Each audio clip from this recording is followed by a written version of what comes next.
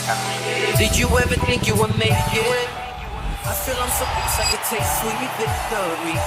I know this life meant for me. Adam, what's your point? The future looks bright. My handshake is better than anything I ever saw. It's right here. You are a one-of-one? My son's right about I it. don't think I've ever said this before.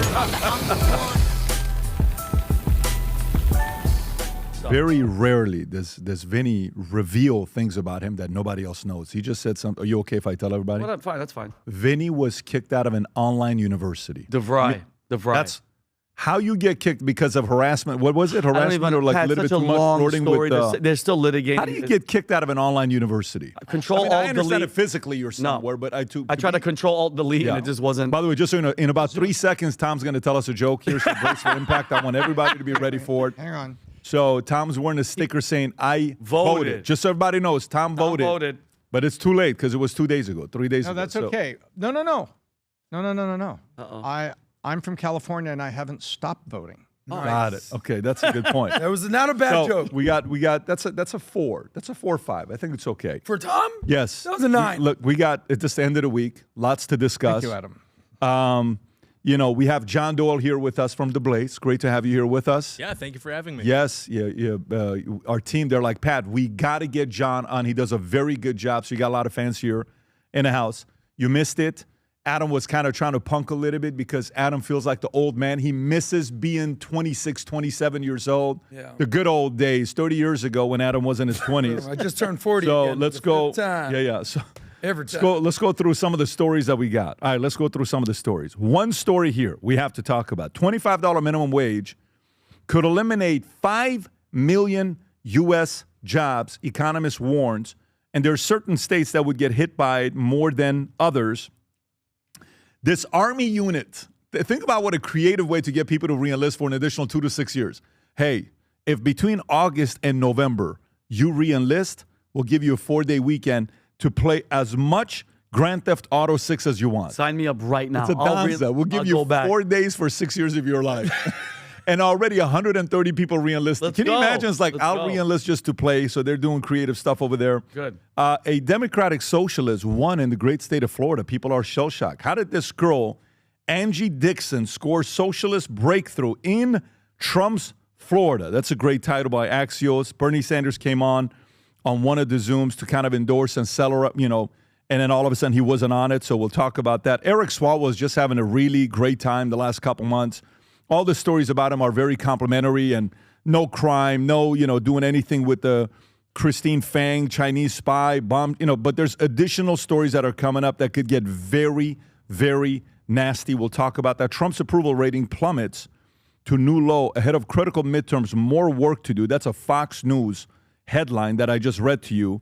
So we'll address that. And then there's something that happened with Trump sounding alarm on crazy Iran, saying regime would use nuclear weapon without hesitation. A lot of people are saying, look, why are we going back to this? Do we want to continue going this direction? And Tom's got some thoughts on that. And then a few other stories. This Harvard story is a little weird. Harvard agrees to pay $53 million after morgue manager sold body parts. Like you read that, you're like, is that a real story? That can be a real story. It's an absolutely real story. But it's a real story. Yeah. Okay. You can't make this up. Sean Duffy warns daughters Harvard corrupts girls like her. We'll get into that. Sophie Cunningham hints at WNBA commission shakeup as she goes after Cathy Engelbert. Very weird on the way she did it. Tupac's murder trial is taking place. And there used to be a rumor back in the days that, they took his ashes and they rolled it up and they smoked it. And I was like, yeah, but that's a rumor. That's just good for hip-hop rumor.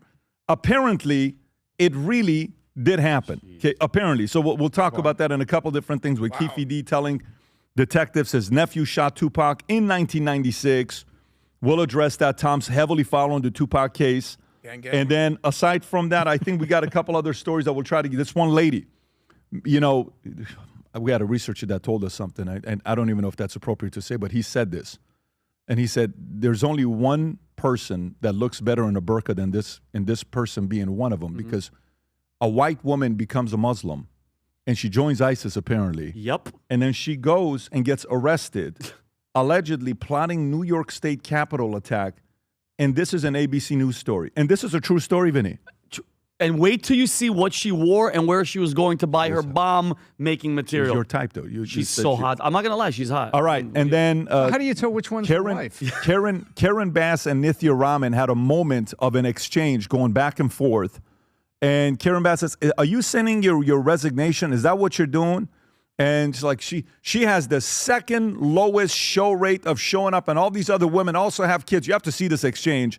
It's a great exchange. And then I found the clip from Pep, coach, who is one of the greatest coaches of all time. Some will say he's the greatest coach of all time. He talks about passion in a way to his players where they catch the camera from the bottom of one of his players. You got to see this clip. It's such a beautiful clip. It's emotional, but it's such a beautiful clip to show of what it takes to win at the highest level.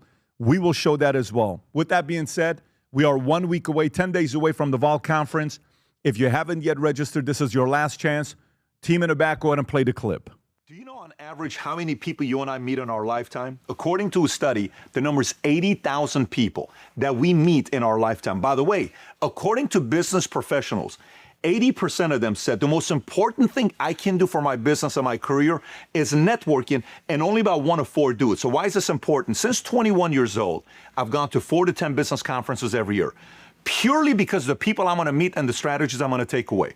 So for us, once a year, we host a conference called the Vault Conference. We're in one room, not 80,000, but 12,000 people will be in one room from 60 plus countries, going through a 296-page manual together at the Vault Conference, August 31st through September 3rd at MGM Grand Arena in Las Vegas. If you're somebody that wants to accelerate the process of networking and meeting new people to do business with, click on a link below or above, get registered. I look forward to seeing you there. Guys, if you haven't, go to vault2026.com. You can go to vault2026.com. I will tell you one thing. On day one, if your goal is to meet others and network with others, we're going to offer an opportunity of networking in ways you've never had at a business conference. I can't tell you until you get there. But if you're going, vault2026.com. Get your ticket. Come with your spouse. Come with your business partner. Let's spend 4 days together in Las Vegas, August 31st through September 3rd. With that being said, let's get right into it. Okay, first story. $25 minimum wage could eliminate 5 million U.S. jobs, and economist warns. Now, some may say, how? How could we eliminate 5 million jobs if we go from $7.25 to $25? Don't you help people out? Isn't that a good thing that people make more money? Isn't that good? Corporate profits, all these guys are making all this money. What's wrong with taking people from $7.25 to $25 an hour? And here's what the story says.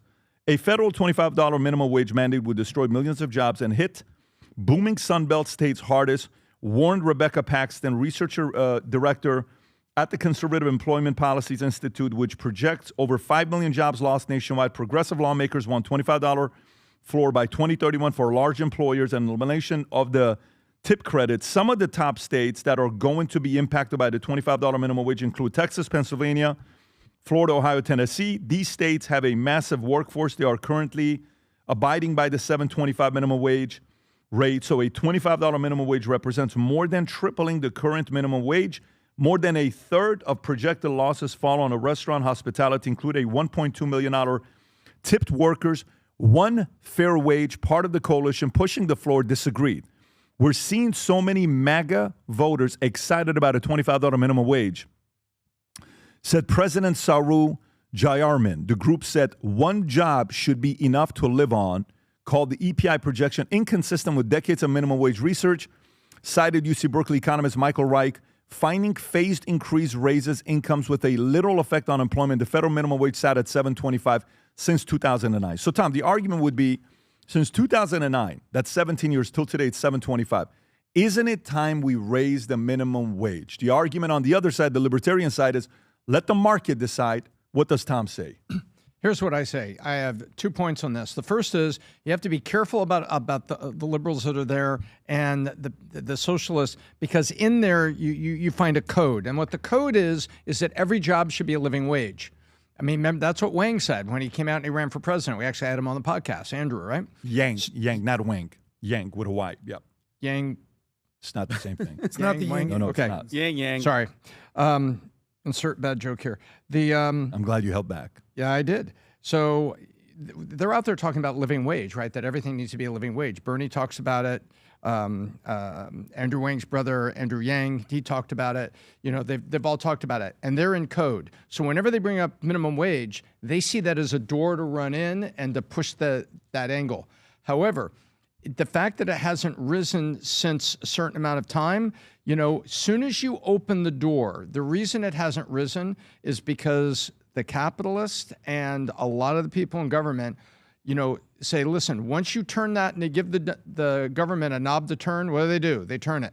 And so, okay, we raise minimum wage here, and they say they're going to sweep in, and the socialist side of the Democratic Party is just going to turn that knob and take it all the way to 25 or 30 because they believe every job should be a minimum wage job. Well, you know, that's my point. My point is you can't go down that path. And if you, as soon as you say, isn't it time to change it versus letting the market decide, you've now walked right through the door to have a negotiated discussion on the floor of Congress about it. And guess where you're going to end up? You're going to end up with all the crazies on the left pushing for the living wage as soon as you open the door and say, I'm willing to talk about it. So John, you're in your 20s. So a lot of your friends, I'm sure when they're talking about affordability, getting married, having kids, buying a house, maybe this is a good idea. Where do you stand as a 20-something-year-old, 26, 27-year-old? Should they raise the minimum wage to $25 an hour?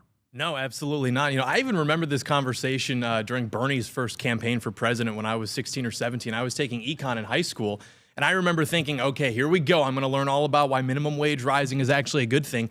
And they taught it straight. They were like, look, we may be teaching you Keynesian economics, but like we still believe that, you know, when you raise the price of labor, you're going to see obviously a decrease in the jobs available because that's just like how it works. And so seeing so many young people still embrace this, even though we are taught this, it's all the other like liberal stuff you learn in public school, tells me that obviously whatever's going on with affordability is striking people so much that they're anxious enough to like ignore even what they know to be true about how like minimum wage laws affect the supply of available jobs. And I think that the Trump administration has done a decent job trying to, you know, address these affordability issues with people like J.D. Vance articulating things like, you know, home ownership, wanting to bring back jobs domestically. But insofar as there is that issue with affordability, if Democrats and socialists can like exploit that for political gain, they're obviously going to do it every time. And they seem like they're doing it and making a lot of progress. I mean, you saw a socialist yesterday win the primary or 2 days ago in Florida. Adam, your thoughts? The minimum wage, $25. Well, if you just want to understand how minimum wage works and how math works, take the minimum wage, $25 an hour, times it by 2. That means you're making $50,000 a year. Okay? So if you want to start everybody out at $50,000, we're going to have a major problem. I know you've told the story you worked at Haagen-Dazs for $4 an hour.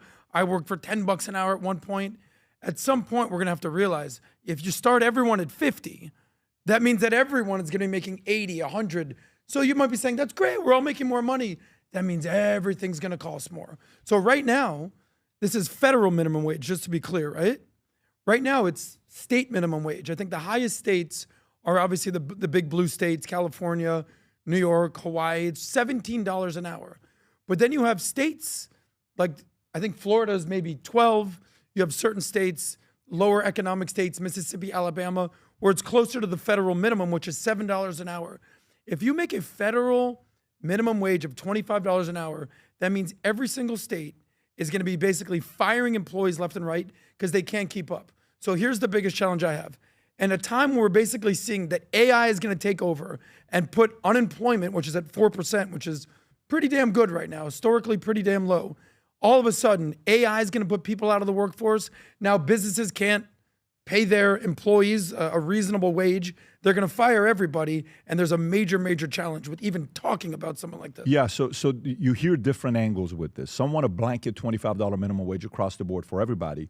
Some are saying $25 minimum wage if you work for a big company, so not a smaller company. So then they're going to identify, because if you do it blanket across the board for all the big companies, every small company, the big companies are going to sit there and say, absolutely, raise the minimum wage to $25. Why do you say that? Because, so let's just say I'm doing $2 billion a year, and I have 80 competitors around me that are smaller than me. I'm the behemoth $2 billion. They're all under $100 million, or let's just say they're under $100 million, between $10 million to $100 million in top line revenue. They collectively do $4 billion a year, but I'm the behemoth guy that's $2 billion a year. Okay.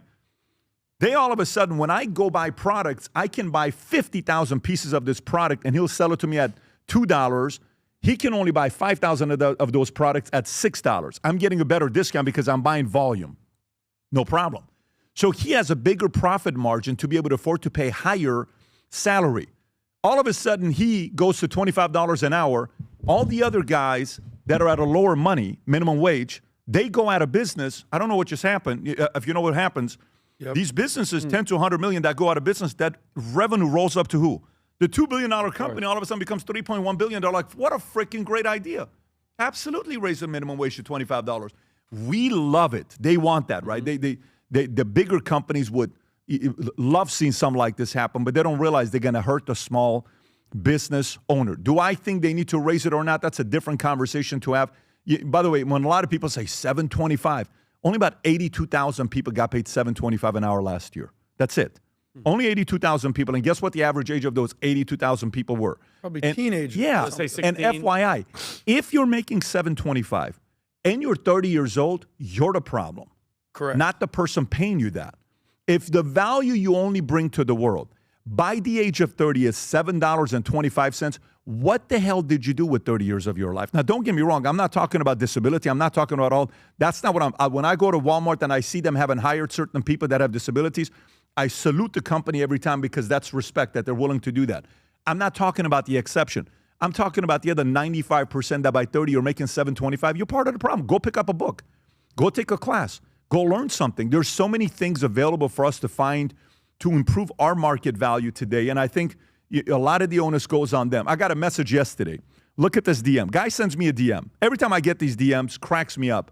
Guy says, hey, can you send me $1,000? Euro. I said, if you send me $5,000 first. He says, very businessman of you. You miss 100% of the shots you don't take. I said, stop begging and create value instead. Building a fake bot account to beg people for money is not only unattractive, but semi-criminal. Be useful. He says, was having a joke. Geez. I said, life is not a joke. Stop wasting your life. I mean, this is like a real thing that we got going on. Make yourself useful. Some people say, why do you have a 20-something-year-old on the podcast?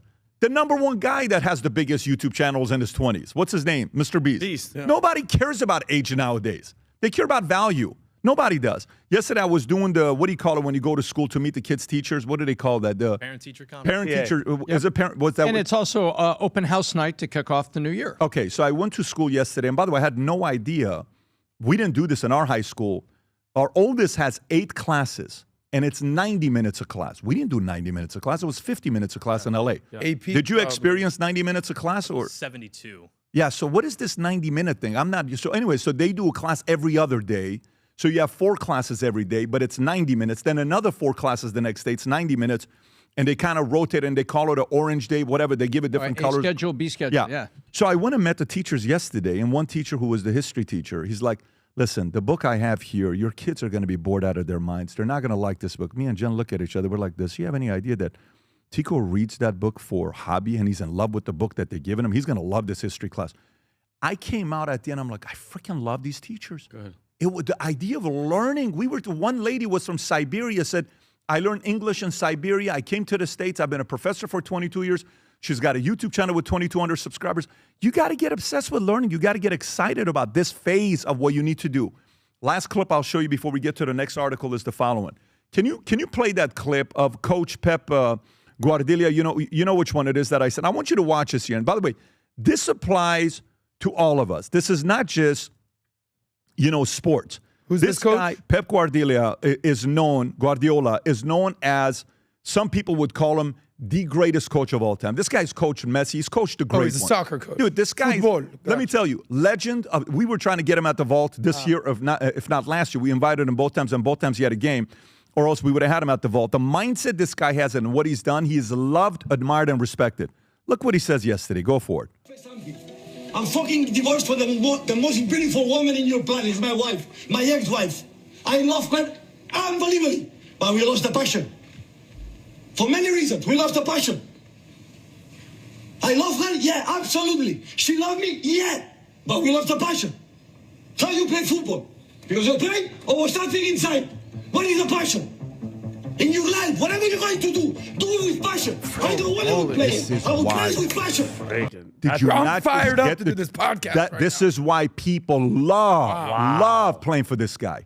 Love. And the passion thing applies in your business, in your marriage, in parenting, in your health, in your studying, in being a everything. student, in faith, in every aspect of your life. So the minimum wage argument is, look, we want you to make $100 an hour. We want to help you make $1,000 an hour. We want you to get past the $25 an hour concept. So, but unfortunately, they're having these types of conversations, the $25 minimum wage. It, though. You need to go out there and learn and earn it. You need to do your part to get to a point like that. Tom, I'll give you the final thoughts, and I'm going to the Give you the next final story. point. We're talking about $25 minimum wage. It was a $15 minimum wage. We were talking about 2019, and that's what Bloomberg talked about. Forbes magazine wrote about it at that time, and HR Executive wrote about it at that time. The pace of adoption of kiosks in fast food accelerated 3x starting in 2019. You want to know why? Because the fast food industry said, and I'm reading the quote, "We need to make the minimum wage impact on us irrelevant.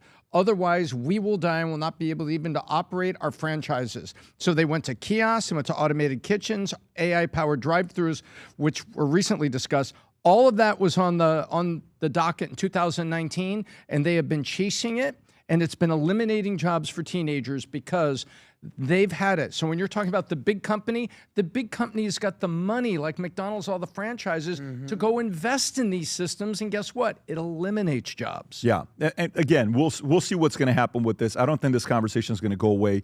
You said when you were 16 years old, a story came out. You guys remember Bernie Sanders, like, we should raise the minimum wage to $15, and then he realized he was paying his interns $13 an hour, and that story came out, and it ended very, very quickly. Let's go to the next story. So now, John said something. He said the socialists are exploiting what's going on with affordability, okay? And I'm going to come to you first on this next story. In Florida, on Tuesday, okay, Angie Dixon, Democratic Socialist, won Tuesday primary in Florida. The question now, AP says, is can she win in November, okay? Democratic Socialist Angie Dixon won on a primary in Florida. Let me go to this other. Okay. Voters nominated State Representative Angie Dixon, a Democratic Socialist, over Alex Vindman, the moderate former National Security Office central to Trump's first impeachment, and a shock upset. She faces a long shot challenge to Republican Senator Ashley Moody, appointed by Governor Ron DeSantis after Marco Rubio became Secretary of State. Vindman raised about $16 million and spent $9 million. Nixon raised just shy of $1 million. So the establishment Democrat raises $16 million. Nixon, the socialist, raises $1 million, 16-1, and she beats the favorite of 16-1. Skip broadcast ads and targeted voters on social media, backed by influencers like Children's Education Miss Rachel and Representative Rashida Tlaib and Ilhan Omar. Representative Nixon ran a strong campaign. I will be standing by her side in the fight against Ashley Moody. Vindman said after conceding, Trump gloated on Truth Social. The most gratifying loss last night was that a real treasonous creep, Alexander Vindman, to a radical left lunatic, adding Vindman should be prosecuted. The defeat fits a pattern. Impeachment era-like figures. Al Green, Dan Goldman, and Sri Thander all lost primaries to the progressive this year. Still, Nixon was weakest in South Florida's large Latino community, where left-flank congressional candidates lost to moderate Tuesday. So, John, why do you think these Democratic socialists running up against the establishment Democrats are winning? I think that progressive voters, they don't have confidence in the ability of like the establishment Democrat Party to stop Republicans. I mean, they tried literally everything they could to stop Trump and MAGA. He still somehow manages to win the election again in 2024. And so now their anxieties are giving them a kind of permission to install, I think, further left, more radical socialist type candidates. Because if the typical, Joe Biden type Democrats, even though he's become extremely radical, can't, deliver the utopia the way that they were promising to, then they're going to outsource that to people who maybe are a bit more radical in their rhetoric. These people, they become very dangerous when they feel like their back is against the wall. They typically politically become much more radical. On the street level, they become much more radical. And it's the job of the conservative to bring about some kind of order in society and give Americans a standard of living that makes them feel like, okay, this is working. We don't have to entertain these other solutions, which are insane. Is this something to worry about? Like, when what school did you go to? What college you go to? University of Michigan. How many liberals were there? Is it a 70-30 liberal? Is that a fair breakdown? Ann Arbor, Michigan is famously one of the most liberal cities in the country. Yeah. Okay, so that was, how long ago did you graduate? 4 years ago, 5 years ago? I'm actually there right now. Oh, you're there right now. Yes, okay, sir. when you're on campus, you're in a classroom. You're seeing them make the argument on the other side. What are you hearing? It's not fair. Is it a victimhood language? Is it the corporations are making too much money? Is it billionaires are getting too rich, trillionaires? What is the criticism? To be honest with you, it's not as radical as I thought. I think that by the time kids arrive at college, they already have this stuff programmed into them. I was shocked, actually, whether it's an econ class or I'm in the class, a mandatory class called Race and Ethnic Relations you have to take, and it's everything you would expect.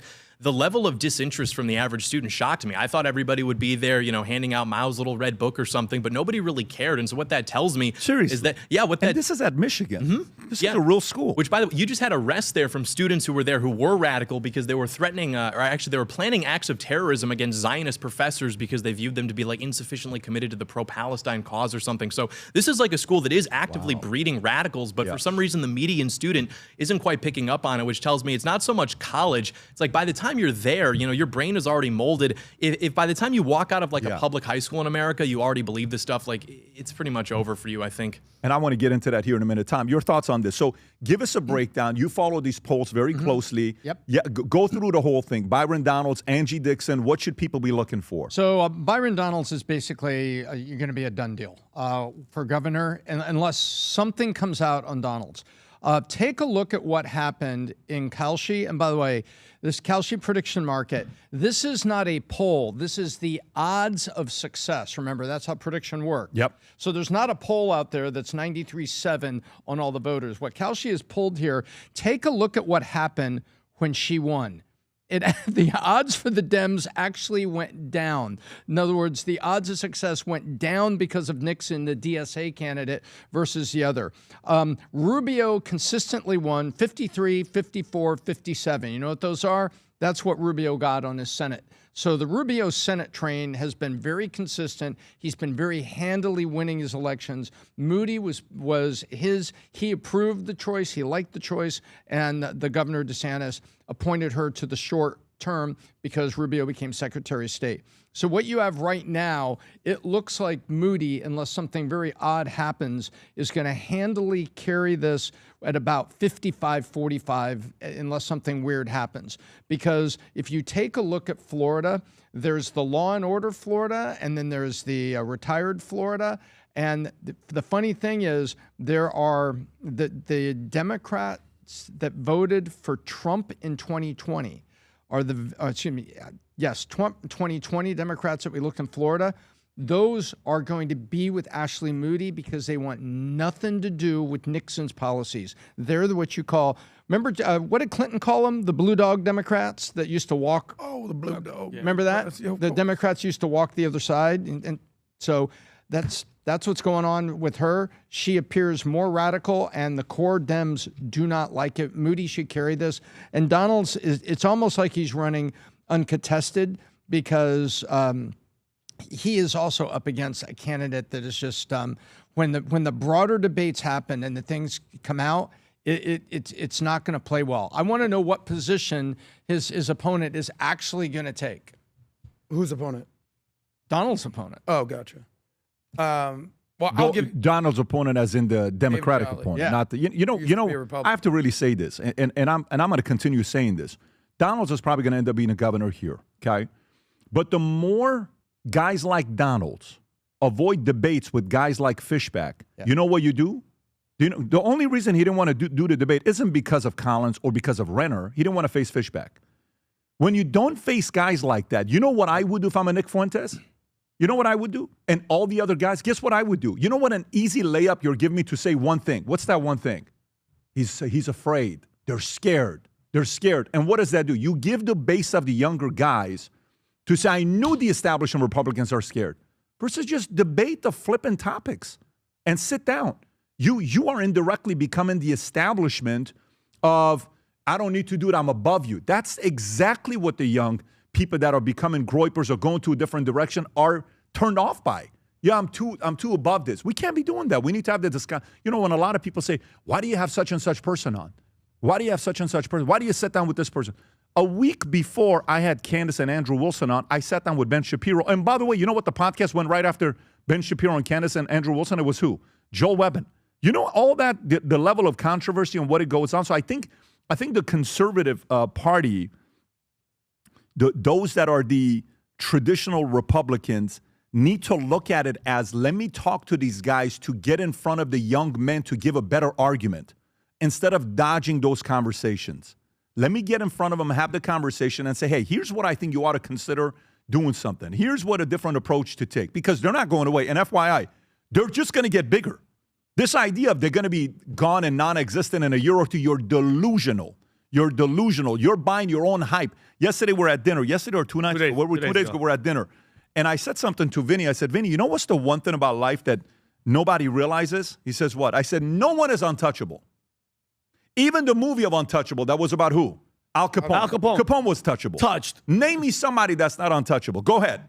Muhammad Ali, touchable. Who's untouchable? Jesus Christ, murdered, killed. So the idea of we are ahead and we got this and we got that is a very, very problematic strategy to take. That's a temporary strategy because you're avoiding the conflict. When you avoid the conflict, there's a sect of younger men. Sometimes you know what guys want? You know when sometimes we had one of our employees yesterday we had an issue with.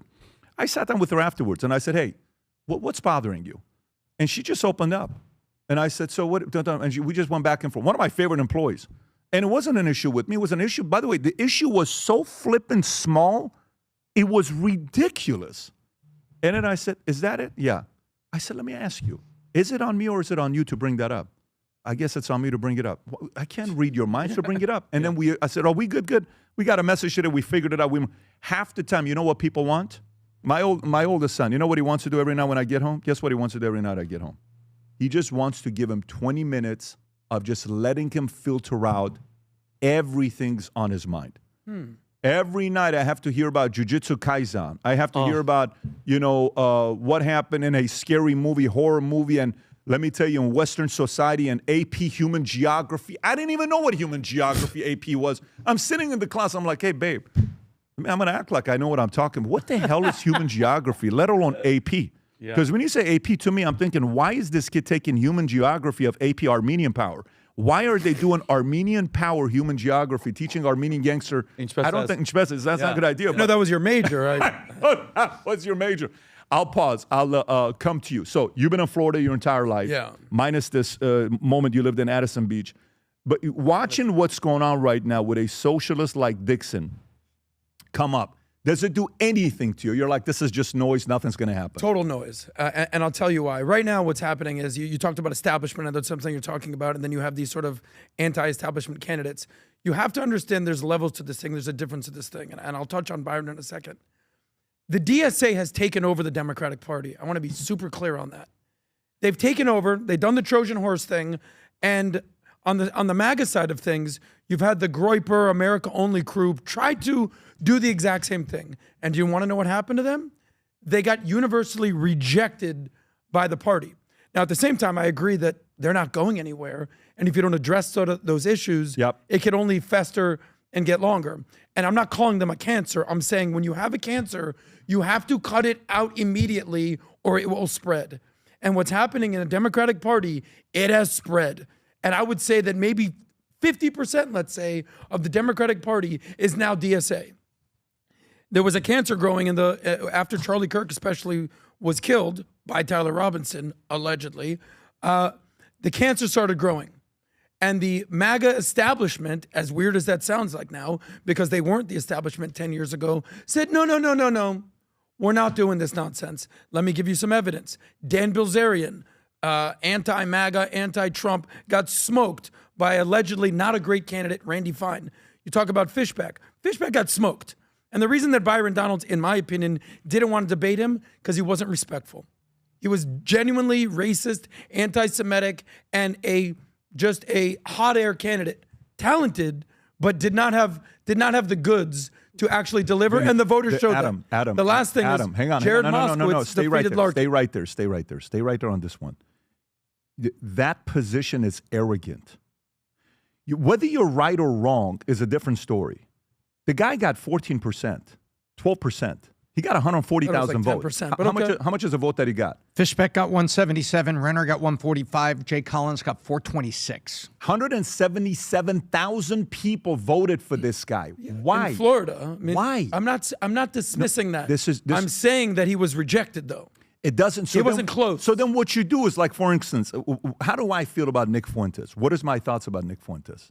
I'm not going to put words. Well, very talented debater. Guys, He's very good. I'm comfortable you saying whatever I've said behind closed doors or in camera. I'm not. You said he's very good speaker, debater. He's smart. Why did I bring him here and talk to him? Well, you're a different breed of person. It's not the point. You'll have a conversation. But bro, with like anybody. we are, like this is a part right now where the conservatives have to sit there and listen to people. What are you upset about? Half the time when you're running a company, your job is to host a town hall and say, what are you not happy with? Can we do something? But what's your one rule when somebody comes on the podcast? Until you actually disrespect them, you will be respectful. Until they disrespect you. If someone's disrespecting you to your face, would you actually debate that person? By the way, if I get... Respect is a big thing. Hang on. You're right. It is. And that's why I said to Nick. And he came. He was very respectful. But I also had the other guy from, what was a young guy, Thomas Russo. And he was like even further than when Nick is at. I mean, he's not even like... But you know what? I want to know why they're upset about it. And you know what? A part of me understands saying, this is my country. I'm white. I'm a nationalist. You came here. You took jobs away from others. Okay, fair. That's a good argument that you're making. Let's see where the leak is there. Or maybe there's a leak in my argument. But to me, if you go into UFC, if you go into boxing, if you go into politics, and you're worried about getting offended, get the hell out of the business. I didn't say offended. Disrespected? Wait. How many times a day does Trump get disrespected? You're in the big boy arena, buddy. Don't get into this business. This is a nasty business. Go roll and find clips about. There's a guy that 90% of the videos he does is about me. I mean, I've had girls that were crazy about me. I've never had any man be this infatuated by me. Yeah. But it's free market. Yeah. Go make the clips. Look, So to me, a part of it is, if you're in the game, if you're going into politics to debate, I'm not in that space. I'm not raising my hand saying I want to go.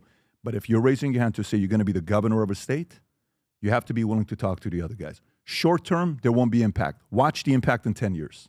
Watch the impact in 10 years. I agree. And look, all I'm saying. Well, ultimately, what I'm saying is this: the Democratic Party, like Republican fighting, is actually at an all-time high right now since Trump, because of the Charlie Kirk thing, and because of the allegations and made-up stories regarding the assassination, and a lot of it stemmed from that, and then which stemmed from Israel. But what I'm ultimately saying is this: the Democratic Party, not only are they not rejecting the DSA, they're embracing it. Yeah. Ilhan Omar, Mamdani, Al Sayed from Michigan out there. That's the new face of the party. Point. You're right. The Republican Party has basically said, hey, Dan Bilzerian, hey, James Fishback, hey, Oliver Larkin, hey, Thomas Massey, you're no longer welcome here. You do have valid arguments, which we can discuss, but you as a candidate, you got to go. Yeah, and by the way, there's a difference. Like, James worked hard. I'm not saying he's not talented. I think Dan tried to use his massive following to win, but James did the work. I agree. So you got to give Dan credit. Bilzerian was the laziest candidate I've ever seen in my life.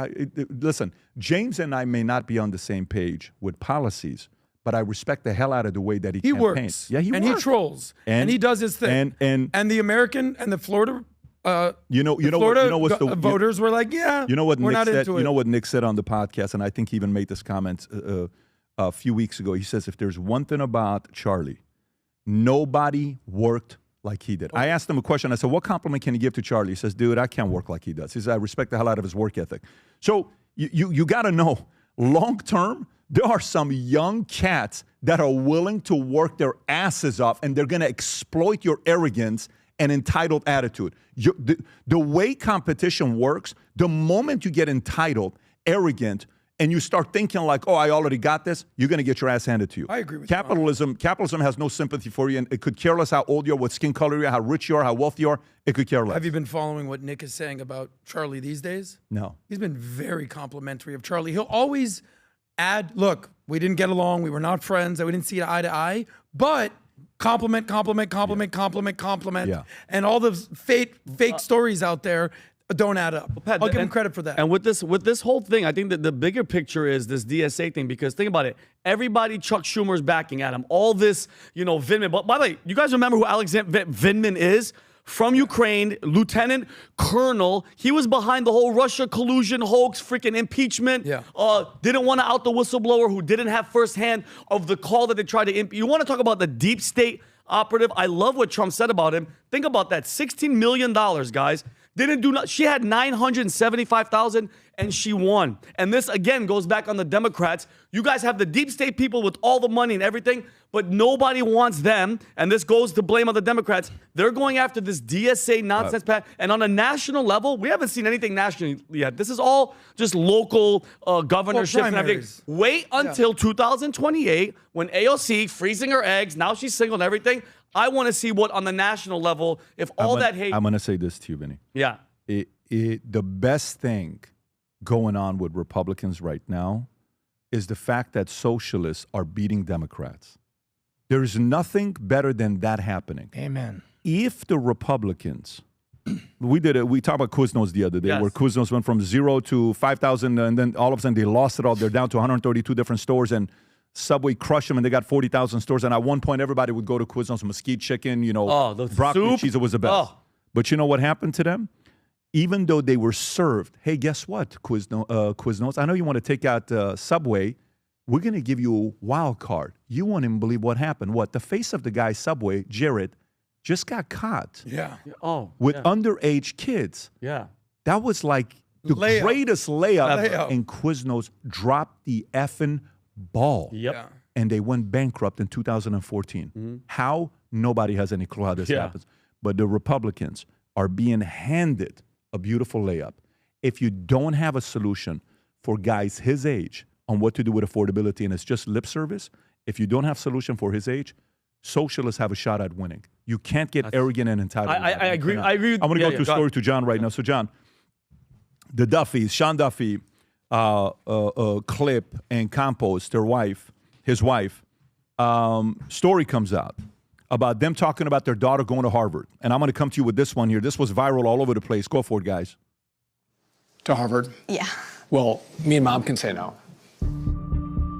Catholicism, to us, is everything. It's the basis of our marriage. It's the basis of our family. So I'm nervous about the idea of Paloma going to Harvard. We spend a lot of time nurturing and providing formation for our kids, giving them an environment where they are steeped in faith and values. And so the idea of dropping her off at a place that would undermine that or try to undo all those things makes me worried. And again, I don't want them to get one viewpoint. I want them to get a lot of different viewpoints. But I don't want them fed only one viewpoint that's contrary to the way my kids were raised. Listen, I think my problem is we have thought about how we raised you and how hard we've worked to, I think, raise what is a remarkable young girl. If I send you there, I think what happens is they have professionalized figuring out how they can take good young girls like you and, I think, corrupt their minds. You don't have to believe what I believe. You don't have to have the political viewpoints that I have. But I do think it's important that you make those choices for yourself and you have a fair representation of what they are. And I don't think the Harvards of the world give you that kind of well-rounded picture. So you're in University of Michigan right now. Mm-hmm. Okay. Do you agree with them? Should they be this worried about sending their daughter to Harvard? No, I disagree. And this may be controversial, but I think that oftentimes these things can be solved by maybe having more involved parents. I think that, if you do a good enough job raising your kid, you send them off to some school where they're going to teach them things that are liberal or immoral, it's going to run off them like water on a raincoat. And frankly, they don't even rely so much on the information. They rely more on the moralizing. So again, I'm shocked. I'm in these classes expecting them to tell me about how like evil the founding fathers are. And we read these primary texts from before the country was even established. And they talk about how the founding fathers were very skeptical of democracy, very skeptical of giving the franchise to people who didn't own land. So they had all of these attitudes that were very anti-democratic, and there was never any, so therefore they're evil. Like they counted on the incumbent moralizing of the students, like going into it thinking, oh, that's scary. There was no challenge as to, and so this is wrong because obviously X, Y, Z. They're giving you the information accurately and they're counting on the cultural programming to make you interpret it in a way that's already negative. And if you do a good enough job, I think in the household, you can send your kid anywhere. And now they go to Harvard, they now have a degree from an Ivy League school, and they're gonna be able to use that to benefit themselves to do something great. And there's the risk, I guess, that they become a little crazy. But again, there are some of the best, actually, most conservative, most effective people are right now working at, I think, the college Republicans at Harvard, like very smart guys. And so there is debate. There is that kind of stuff going on. I think that sometimes parents are just maybe a little bit too relaxed, and then they give their kid freedom for the first time. They come back to Thanksgiving dinner, and all of a sudden someone tried to teach them something for the first time in their lives. And so it resonated with them. And it's like, where were you? Were you sitting down with your kids, asking them about what they're learning at school, taking them to church? Or did you just kind of sit at the lazy boy, and then for the first time in your kid's life, someone tried to connect with them, and all of a sudden it worked, and you're like blaming the college? I think that's misguided. Very good feedback. What did your parents do when you were about to go to college? How did they shape your mindset from 14 to 18, then off to college? I was always expected that I was going to go to school, and then I decided I wanted to kind of go work for myself and do social media and content creation. And they'll tell the story now that they supported that decision. That is not true. When I told them I dropped out, they were both very up, because my dad, he built his own business, so I thought that he would Were they both understand. Conservative? They're both conservative? Yes, and they did not support it. And my dad, though, he has the integrity to acknowledge that now. My mom, not so much. He said, I was always your biggest cheerleader. So funny. We love you, Mom and Dad. Yeah. He's just joking with you, but maybe he's not. So, okay, Tom, what would you say? You guys, your daughter, Bailey, had 1560 on her SATs out of 1600, high GPA, capable of going to any school. What decision did you guys make, you and your wife? Well, we were talking to her early on about, liberal colleges, and she was on the board for golf scholarship at Georgetown. But as she chose her major and then said, I really have discovered that if you go play golf at Georgetown, they want you to get a poli-sci degree or take something that doesn't have a lot of rigor to it, so you can dedicate yourself to the scholarship they're giving you to play golf. And so there was that whole mechanism of the student athlete. But I was a little concerned about, the liberal side of it. And we looked at it, and I said, my daughter's strong, and she's going to be able to roll through it. But I didn't want her to go study just liberal arts at an Ivy League school. We looked at Wharton, and we looked at their balanced program, because Wharton is an undergrad program. It's not just a grad school at Penn. And ultimately, she said, when she settled on her major, then we started looking at the schools, and she selected where she selected, which was, 42% conservative and moderate. It's like only about 5-10% conservative and about 29% moderate. This is Rice, and everything else is liberal or very liberal. So, but you said about water off your back. Bailey is strong, and Bailey is not out there. Were you worried, though? Were you worried that even they could get somebody like Bailey? I was, you're always worried, but what percent are you worried? I've never been worried about Bailey. Yeah, I wasn't worried, but I recognized the influence is going to be there, and I was like, okay, how many trips can I make? What can I do? How can I stay close as a family? How do you keep the dialogue? Because they live incredibly busy lives. Yeah. So ultimately, her major and where she selected worked out really well, but we had a lot of conversations about this, and we also had a lot of conversation about what we would see on campus with the cancel culture and what was happening at that time. Remember what year this is? She's a junior now. So what was going on 3 years ago? Sure. Yeah, there was don't be Jewish on campus was more of a worry than don't be conservative on campus, because there were, Jewish students. She became Jewish? No. Mazel tov. No, I'm talking about Bailey. Jewish students. I didn't think she would do it. I'm so excited for her. Adam, of all people, you shouldn't be joking. Jewish students at Columbia were being actively persecuted with fears of physical harm walking across campus in New York City in the United States of America, right? Adam's a self-hating Jew. Okay, well, I mean, listen, to me, when I talk to the kids and we talk about what college to go to, our job is to shape their mindset. When we took him he went to Yale for 3 weeks at a camp, and the person that signed him in was a transgender. When he's getting his ID, he's just looking, he's like, what's going on? I said, buddy, I prepped you. It's going to be a little weird, man. You're going to go to a complete different environment. And he was 13 years old. And he's kind of like, hey, you need a little bit of that friction to come back and process, come back. One of the great things about a sales leader, I love sales. Anybody that's in the sales business, I think if salespeople stop tomorrow, the world would stop. But great sales leaders, you know what they do with rookie salespeople? Here's what they do. You go and run 3 appointments today. At the end of the night, a great sales leader will make the phone call to you at 10 o'clock and will say, walk me through what happened in the appointments today. What objections did they give you? How did you overcome it? What did you say? Where did you get stuck? Let's role play. You be them. I'll be the salesperson. You be the customer. And you role play. So when the kids go through something, how was your day? What happened? What came up? Here's what they said. What was your response? What did you get stuck on? This is what, Dad, one of the guys said this. And what do you think about that? Because they told me in the history that George Washington was a slave owner. And how do you feel about that? So you need to have that follow-up. If you don't have that conversation with them, they could get lost. Adam, what do you do with your 7 kids? With my 7 kids. Yeah. Well, I agree with our friend John here. Listen, if you go to Harvard, if you've worked your tail off in high school and you've done so well for yourself and you get admitted to Harvard, you go to Harvard. But if you're that father, you have that conversation. Hey, I want you to prepare for this. There's multiple levels with this. By the way, we're talking about Sean Duffy, who was the current transportation secretary, I believe, who was the former Pete Buttigieg. Where did Buttigieg go to college? To Harvard. So there's some stuff going on there behind the scenes. Meanwhile, I looked up where Sean Duffy went. He went to a small private Catholic school in Minnesota. So there's some behind the scenes there. But here, I'll tell you a story. You talked about Jewish kids going to Harvard. You know my friend Keith. Yes. He's got a nephew. Right. Stud.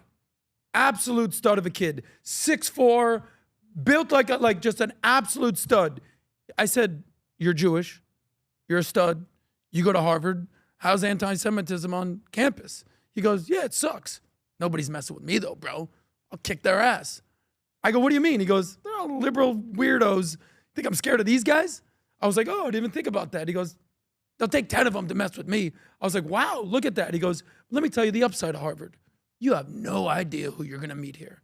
He goes, it's the best of the best of the best from around the world. I have billionaire son friends. I got investor friends. He goes, as soon as I graduate, boom, I'm making millions. He goes, you're not going to liberal indoctrinate me or have me hate being or not proud being Jewish. I'm going to show up and be a gangster. Max is, I don't know, probably 21 now. He's probably ready to graduate. Is this no, Keith's son or Keith's nephew? Oh, nephew. I haven't met him. Yeah. But when you go, you say you are the sum of the 5 people you hang out with the most. I've met some of his friends, absolute studs. He goes, it's bad, but don't get fooled by some of the stuff that's going on here. Yeah. You can become who you want to become. All right. If you can get into Harvard, you go to Harvard. Just don't go woke. You go broke. Okay. All right. So having said that, let's get into the next story. Next story I want to get into is what's going on with. Are you guys following what people are saying nowadays with this Lindsay Clancy story? Or I'm sure you're following this. Vinny hasn't slept in 4 days. You have no idea, Pat, when I bring it up, and John, I know you have some stuff to say about it, people are mad. Like, you don't know, and she's this, and it was the husband. And I'm like, what the hell are you talking about? Let's go through some of this stuff, because Candace also commented on this. I want to play that clip as well, and I want to get some of your thoughts on where people are at with this. So to do a quick recap, she asks her husband to leave. He leaves one by one with a gym. What do you call it? Workout band. Workout band, yeah. She ends up killing her 8-month-old, her 3-year-old, and a 5-year-old. If I'm getting it wrong, correct me there. And then she was on a bunch of SSRIs medication prior to that. Even went to a mental hospital. Then they released her saying she's okay. Yeah. She's going to be fine. And yes, she's got some stuff, but she's dealing with. But she's going to be okay. They let her go.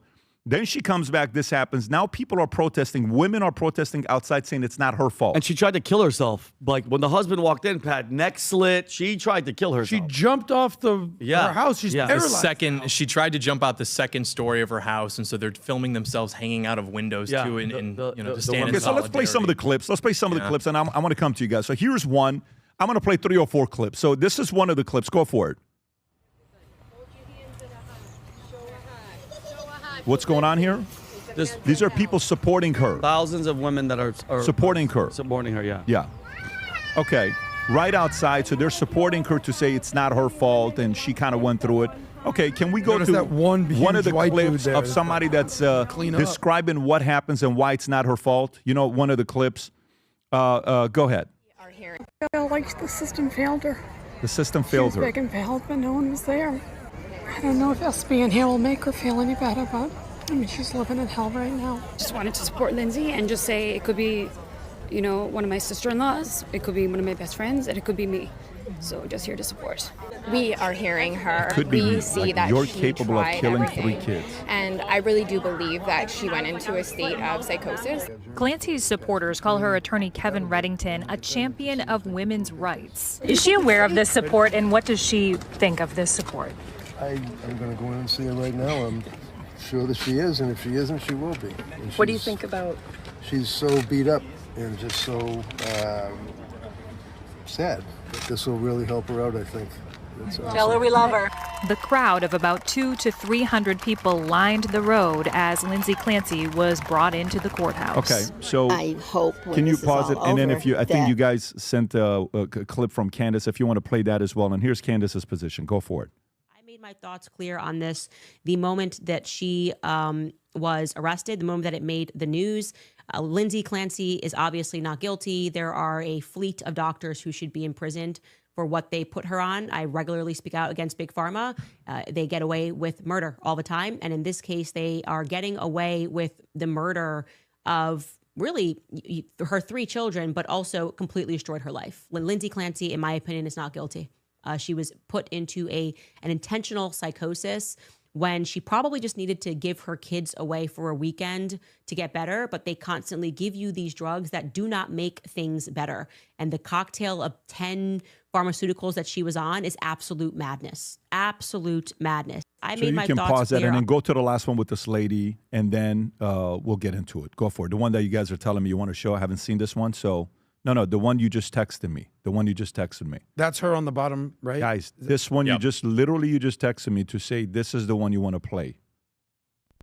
Is that the one or is it a different one? In January of 2023, Lindsay Go ahead. Clancy, a Massachusetts mother of 3, strangled her 3 kids to death in her basement with exercise bands. They were 5, 3, and 8 months old.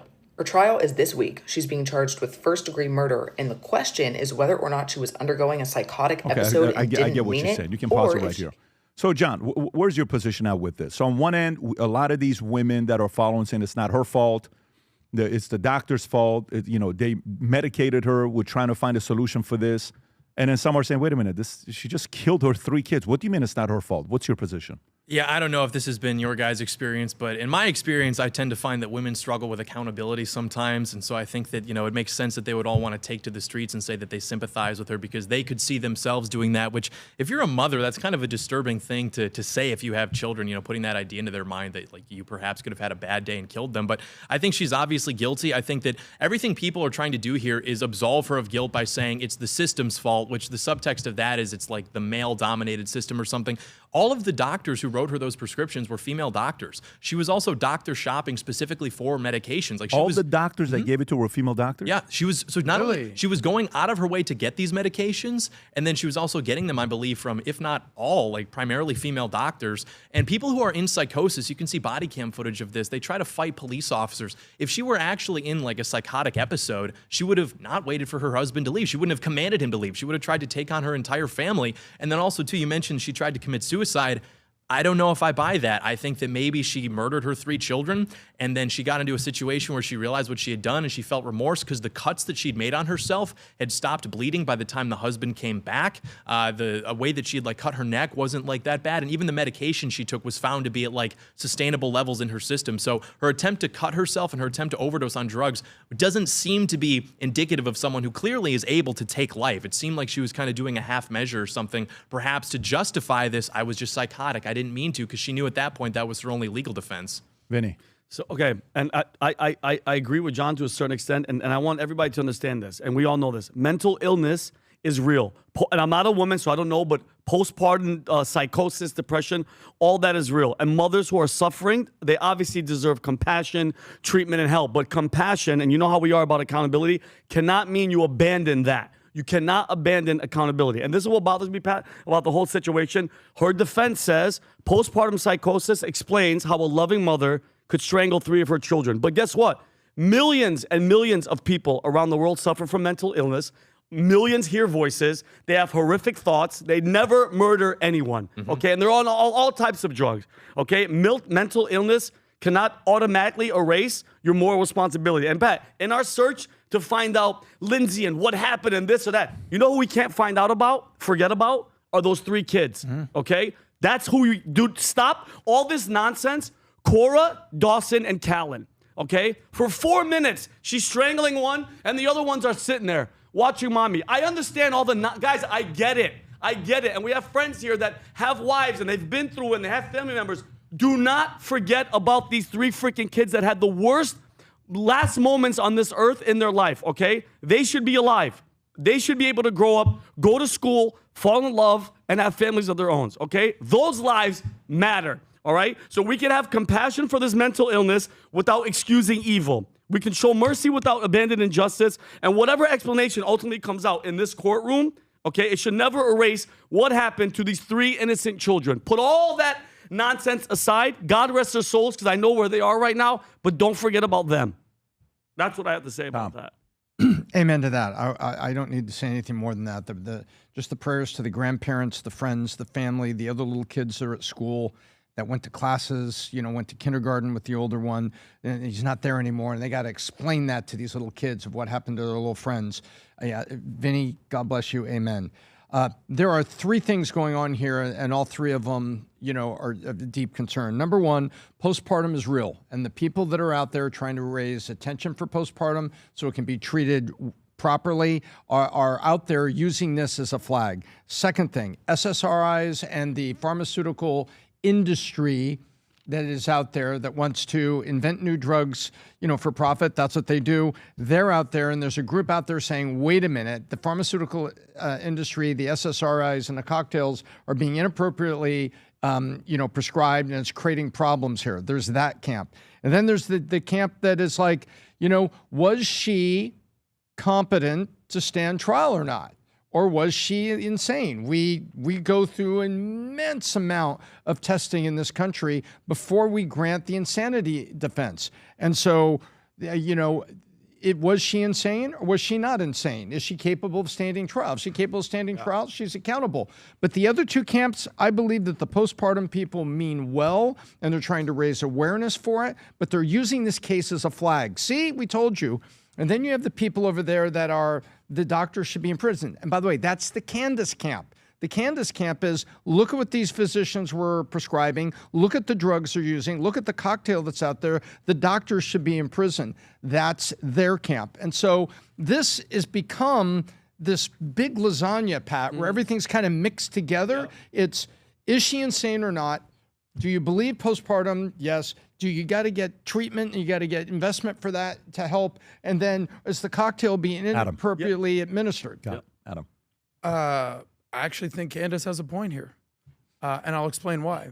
This is not a black and white issue. This is not guilty, innocent. There's a lot of nuance here. And I didn't think that I would even go deep on this story, but I did. What I've realized is that postpartum depression and postpartum psychosis are not the same thing at all. Correct. Depression, anxiety, sadness, all the fears that come with that, all that kind of stuff. Psychosis, you're having that. It's like you're taking crazy pills. There's voices in your head. There were voices in her head telling you, kill your kids. There's voices doing this. Now, where I think Candace has a point, look, I'll just come out and say, I think Candace is dead wrong about Charlie. Dead wrong. On this, she has a point. With this cocktail of drugs, this lady was on Klonopin, Azodabin, Adonabin, Xanax, and the doctors are prescribing this? And knowing that she is on all these pills, what could go wrong with a person who's clinically depressed or has psychosis with all these pills? What could possibly happen? Well, we found out what happened. 3 of her kids are dead. So the doctors are going to have some accountability here. Yeah. That's where I'll agree with that. Now, here's where I'll land this plane. Do I think that she's going to be convicted of first-degree murder? I don't think so. Will it be manslaughter or kid slaughter? I think so. But Adam, that mental, and I'm so sorry, but that mental illness, you can't erase what she did, Adam. And those, this is all I'm gonna say for the last time. Imagine being 8 months, 3 years old, and 5. I don't know the order of how she killed them, and you're watching mommy. I don't care. I'm with You're you. killing. I'm with you a million percent. And so accountability, Adam. Oh, yeah. There's so many people out there that are batshit crazy every day that hear stuff. They don't go through with it. I'll ask you one simple question. Yeah. And I think it's something that Pat would do. What percentage do you think this was her willfully doing this, and what percentage was it the drugs? I think it was a Give me a percentage. He said the greatest cocktail. I don't know percentage. But just in your opinion, this is all just opinion. Say one more What time. percentage was her doing it? What percentage was caused because of taking the drugs? 70-30. She's the one that did it. Postpartum I'm with depression. him. I'm with 70, So you 30. think it's mostly her, Yes. Mostly the and then depression. 30% the drugs? Yeah. I see But- it kind of inversely. Well, and again, I don't know I'm not what- mad at that's your opinion. Adam, how many people take SSRIs? Can you pull up how many people take SSRIs? Oh, believe me, I'm not going to defend the over-medicated community. No, but It's what disgusting. I'm saying to you is how many people take, the basic way to do the math on this is how many people in U.S. take SSRIs? But can I give you one more, please? Yeah, of course. How many people take this many SSRIs? How many people are taking 10 pills at a time? Like I heard That's she the wasn't, question. but she wasn't If you're taking all a 14 or Xanax- all 10. She was prescribed all these things. She was dosing them herself too, so she wasn't taking all of them that she was prescribed. And also, I'm pretty sure when you get these prescriptions, you have to answer the doctors: are you taking any other medication? So maybe they were Did she lie? overprescribing. She could have lied, but then is that not her fault? She chose to Well, then then lie. I agree with yeah. that. So I think that So, you know, yeah, And what by I'm the saying, way, it's very just nuanced when is what I'm a few things. Husband was well off. He made good money working from home. Family was supportive. Had access to nanny, allegedly. All these things that are in place that she's going through this. Yeah. And you know, like this is the one thing that is probably nobody is in more pain right now. Of course, the 3 kids, they're no longer with us.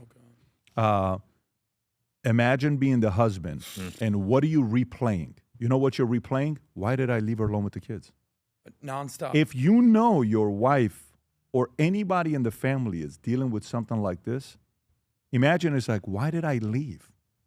He's gonna, by the way, he's gonna replay that for the rest of his life. and I'm not even putting this out there, there's a chance he might be on suicide watch right now. Are you kidding me? Your entire life was evaporated in a 20-minute run to the convenience store. Yeah, I don't know. I mean, when you get disgusting issues story. like this that happen, you have to be very careful to not put the onus on the individual, because if you don't put the onus on the individual, other people will look at this and be inspired to say, well, I did it and it wasn't my fault. It was because of what you gave me. For sure. So you have to be very, very careful with messaging I agree with of that. what some people can take this and, you know, it's like, why did I walk out of the movie Joker? Because the Joker said killing the capitalists, you become a hero, and then Luigi Mangione becomes a hero, and look what he's got going on today. And it's like, yeah, I did kill the guy. Wow. I'm telling you, I did kill the guy. What are you going to do about it? I did. Here's what I Mangione. did. Yeah, Mangione. And there's still people defending him. And no, but you think Luigi's going to be the last one doing that? No way.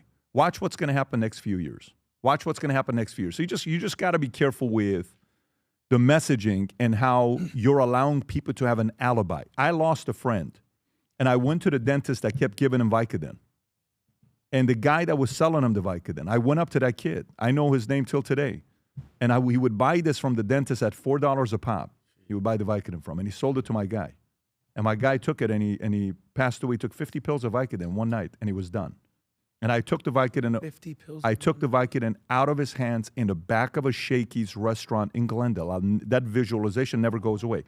So I also put, you know, a fair amount of responsibility on these doctors and what they're doing on the side. A lot of these guys need to lose their licenses. That's credible. There's a lot of these people that are doing. on that. There needs to be examples made of these guys losing their license. That's essentially what Candace was saying, no? Well, that part I'm with, Yeah. but we have to make sure we're measured to put the onus on the individual and not have an out because somebody else will step up and say, that's why I did it. I didn't do it. It wasn't my fault. It wasn't my fault. Right. It wasn't my fault. So we have to be this is a very, very sensitive topic Yeah. that we're going through. Okay, let's go to the next story.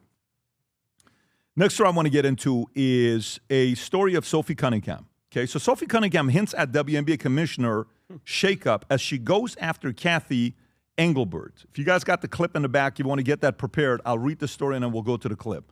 Indiana FIFA guard Sophie Cunningham suggested WNBA commissioner Cathy Engelbert's job could be open up for this season.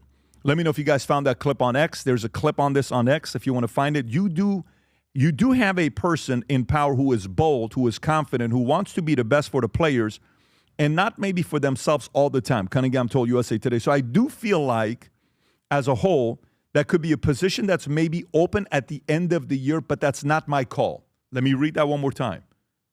I do feel like, as a whole, that could be a position that's maybe open at the end of the year. What are you talking about? That means the commissioner positions may be open at the end of the year. She added, Cathy Engelbert's done a lot of good things, but with where our league is trying to go, I feel like you just want someone who also wants that. That's up to the NBA commissioner, Adam Silver, at the end of the day. Sophie Cunningham is calling out directly saying, Adam, at the end of the day, you're the top brass. You got to make a decision. Silver was non-committal at NBA Summer League in mid-July. I think Cathy continues to do a strong job building that league, while noting we'll have ongoing discussions about the future looks like. He praised the tremendous progress under Engelbert, including contentious March CBA and 6 expansion teams through 2030.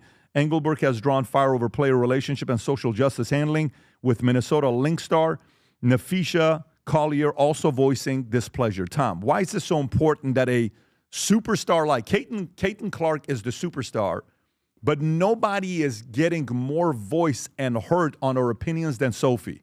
Katie may be the superstar. Sophie's the voice, spokesperson for a lot of these people that don't have the courage to say it. Why is this so important, Tom? Because I think there's one word about Cunningham's position: authentic. And the second word I put under there is fair. She has been authentic and fair. She has not been bombastic, and people are seeing the authenticity. Even Caitlin Clark has kind of stepped back from some things that she could have, should have said, or taken a position on, and she wanted to be non-committal, where Sophie Cunningham is not. And she's like, hey, this is here. This statement by Sophie Cunningham is very, very clear. And by the way, what's even more clear is, Pat, you understand it as a leader, Adam Silver has been non-committal. And you know why he can be non-committal? You know what the expiration date on Engelbert's contract is? Whose contract? Cathy. What? December 31st, 2026. He doesn't have to say anything. Got it. He can let it roll out. Her contract's up at the end of the year. He doesn't have to get into a media firestorm. He can get to the end of the year. He can decide what they're going to do, put somebody else there. And by the way, I don't blame him. But to your point, on her, she's authentic and non-bombastic, Pat, and that's why people listen to her. I know very little about the WNBA. I thought for sure you're like a diehard Bro, it's WNBA. the biggest sport in the world. Wake up, buddy. Where you at? Where you been? I was thinking about this the other day, and it's almost as if this was a plan, Tom, like an attempt to bring some attention to a sport. Yes, they're making the money, but it's just unwatchable. Look at the attention, guys. This is, I think, what, the 4th week we're talking about it. We have so many issues that we talk about. They're bringing this, they're doing that, transgenders this, all this type of situation. I think this might be a real, purposeful ploy to bring people and eyeballs and everything. And you know what? I wouldn't be surprised if they actually let some biological men come on that court, because at least it would make it watchable. I tried, I'm not even joking, I tried to watch a couple of minutes, and just watching, what's her name? Reese?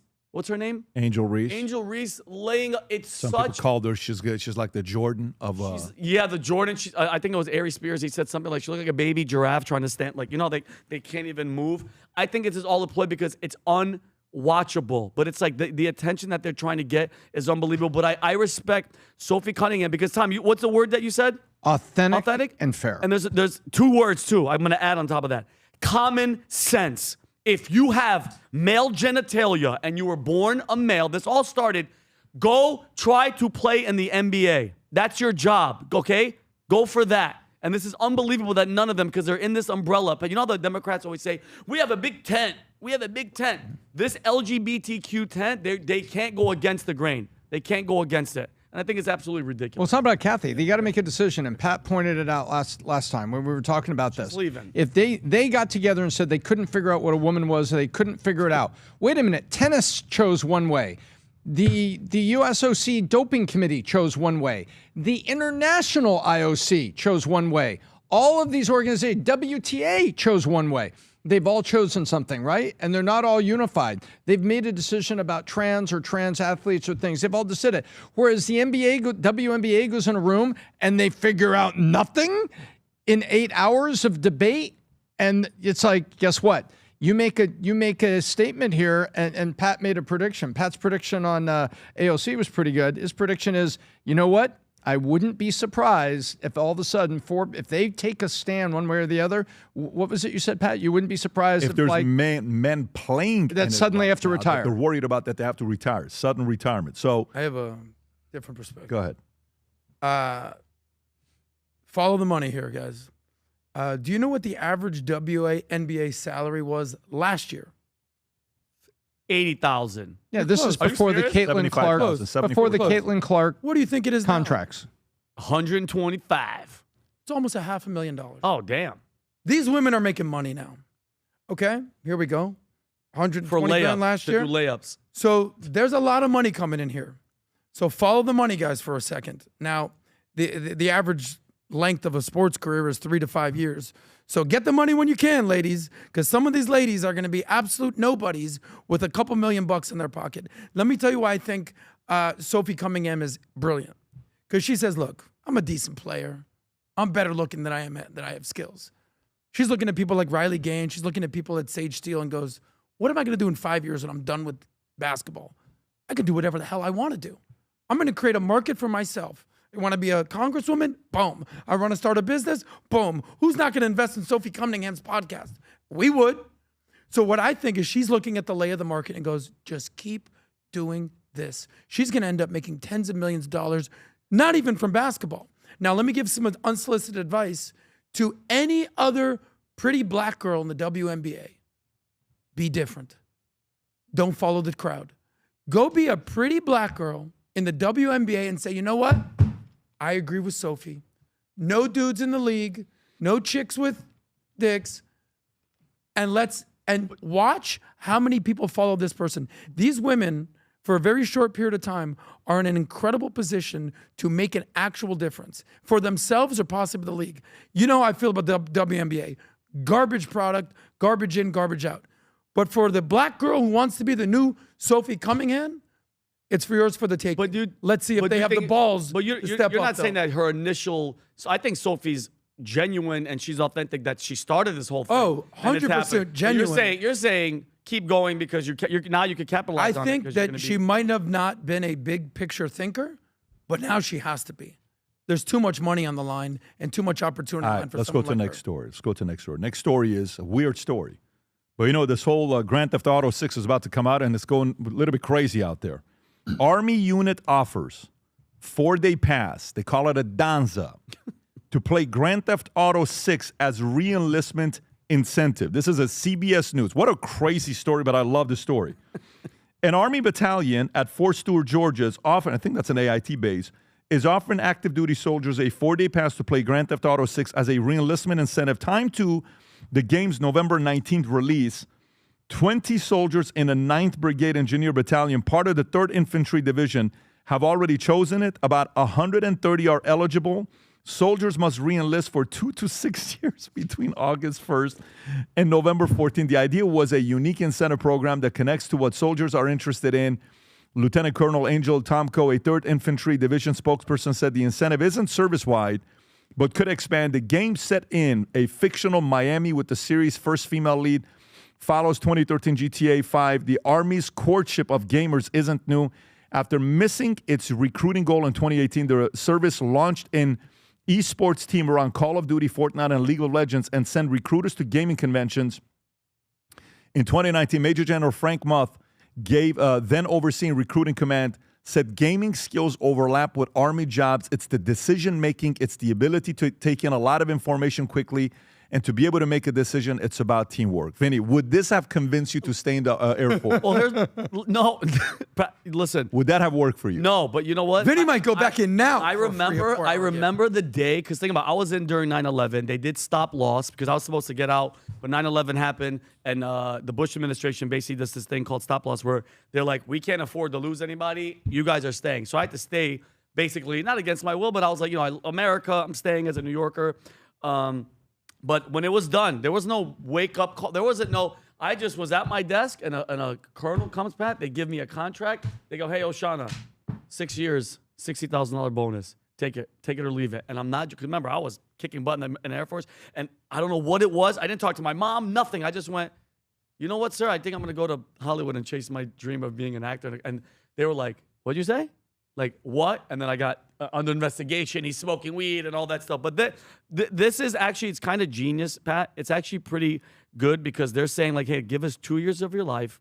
We'll give you a long weekend for GTA. But my thing is, they better at least throw in the game for free. Are you not going to throw in the game? Do they get to keep the damn game?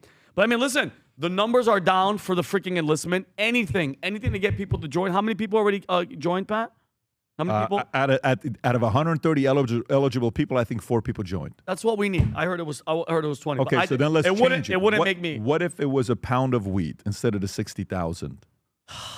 Tom would do it. Tom is, what do you mean? Tom would have dove Tom's like, over it. Graham is plenty for Tom would have re-enlisted for the rest of his life. Well, Brigadier General Ellsworth would probably still be. John, position on this. Those are the guys you want. You want the killers. You want the guys who are into the violent video games. We've waited like 15 years for this game, I think. So they may even take the contract, go back for 6 years, and come back, and GTA 6 might not even be out yet. They might go into like decade 2 of developing that game. And I heard they leaked it or something, which maybe that's like some kind of foreign operation, seeing that this could be such a successful program for the U.S. military. They're like, we're just going to leak it so anyone can play it. You lose your recruitment. I mean, listen, it's the hottest thing in town. Everybody's waiting for this. It's the biggest release ever. Few $1 billion already committed to the game. They raised the prices on it. They got different options on what things you can do with it. Tom, how do you see this story?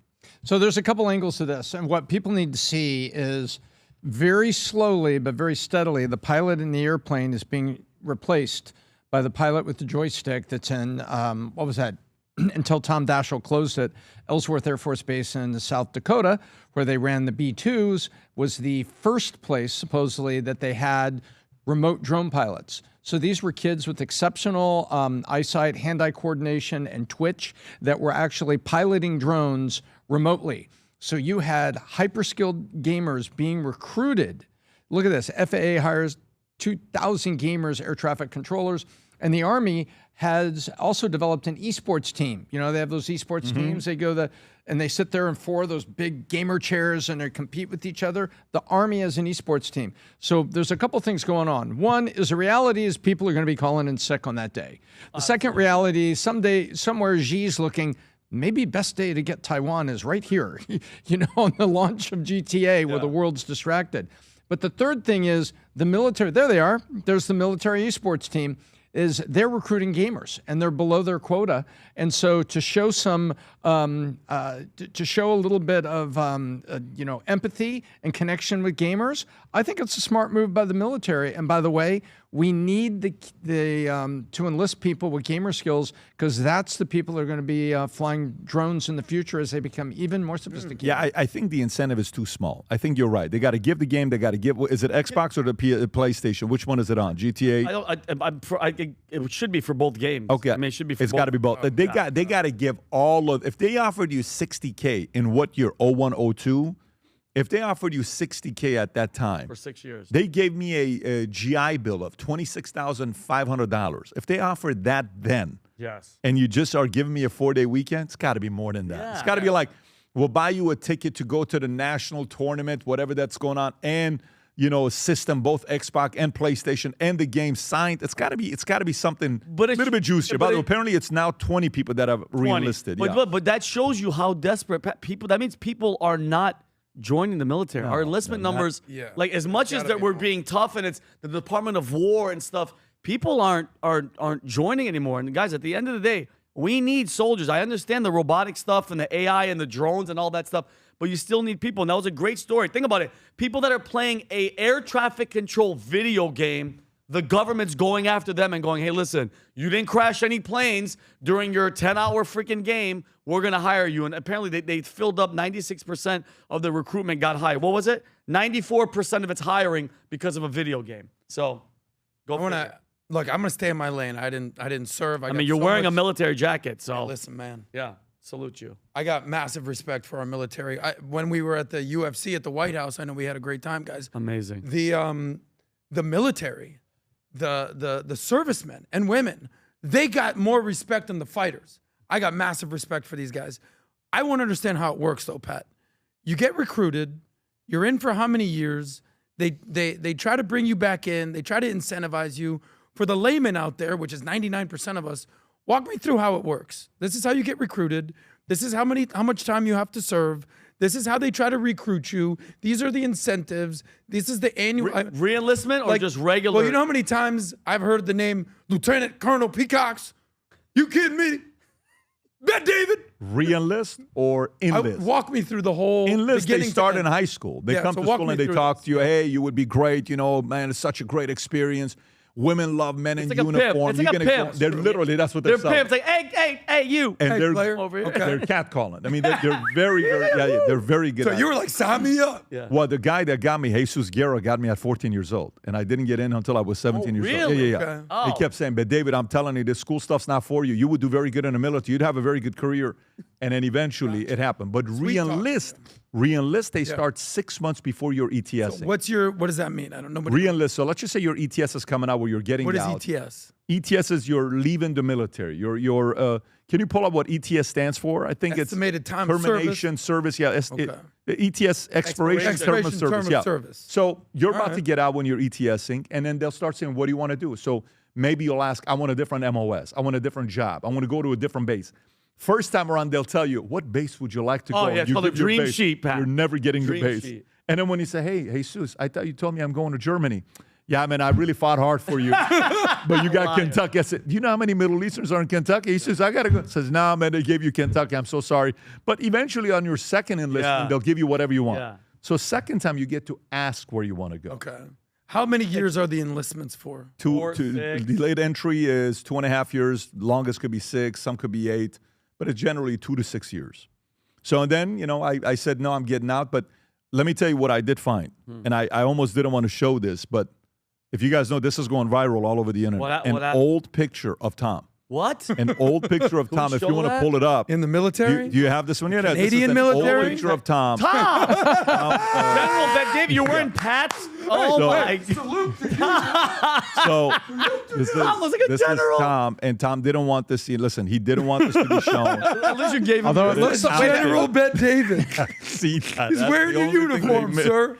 So Tom, that- you can make your favorite noise right now if you want. But can you see Tom looks like a general right there, right? Except with the what do you call Tom's it? The beard. gone. The bong is Yeah. used. So listen, it I is could what see it Tom is. getting into a press conference right now. Listen, we've eliminated the enemy right here. The foreign combatants have had no chance. You know that video we did when they said, who is more likely to bail you out of jail? Who is more likely to do this? Yeah. Who's fired more people? Everybody went on Tom's side, right? We're going to do one for the podcast. Okay. And we're going to see what the crew's going to say here because people really need to know who Tom really is. Yeah. Okay? Can we do that? I don't think people really know that, and we'll do that here soon. But Hey, anyways, okay. Tom, Now, this never is get me at the high on your own congressional hearing. supply. I was asking, Senator, we need to ship 14 million of these to China along with some Bob Marley tape. Yeah, but play that clip real quick. Watch this clip. We get 14 million something views. Go ahead. Started from the beginning. Solo Started from Chad. the beginning. Who's more likely to talk your ear off for an hour? Where's Aaron go?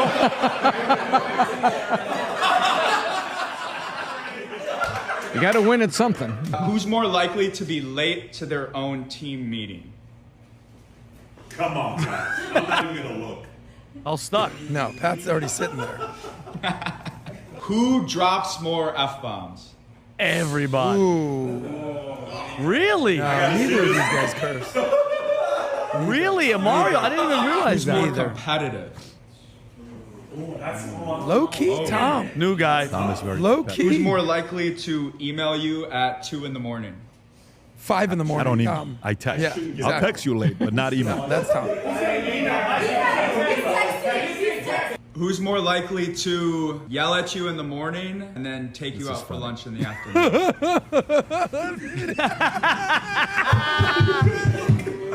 Who's fired more people? Tom.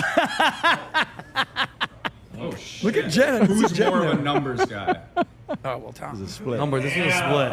This is different. That was very confusing. Most likely to bail you out of jail? From experienced people. Look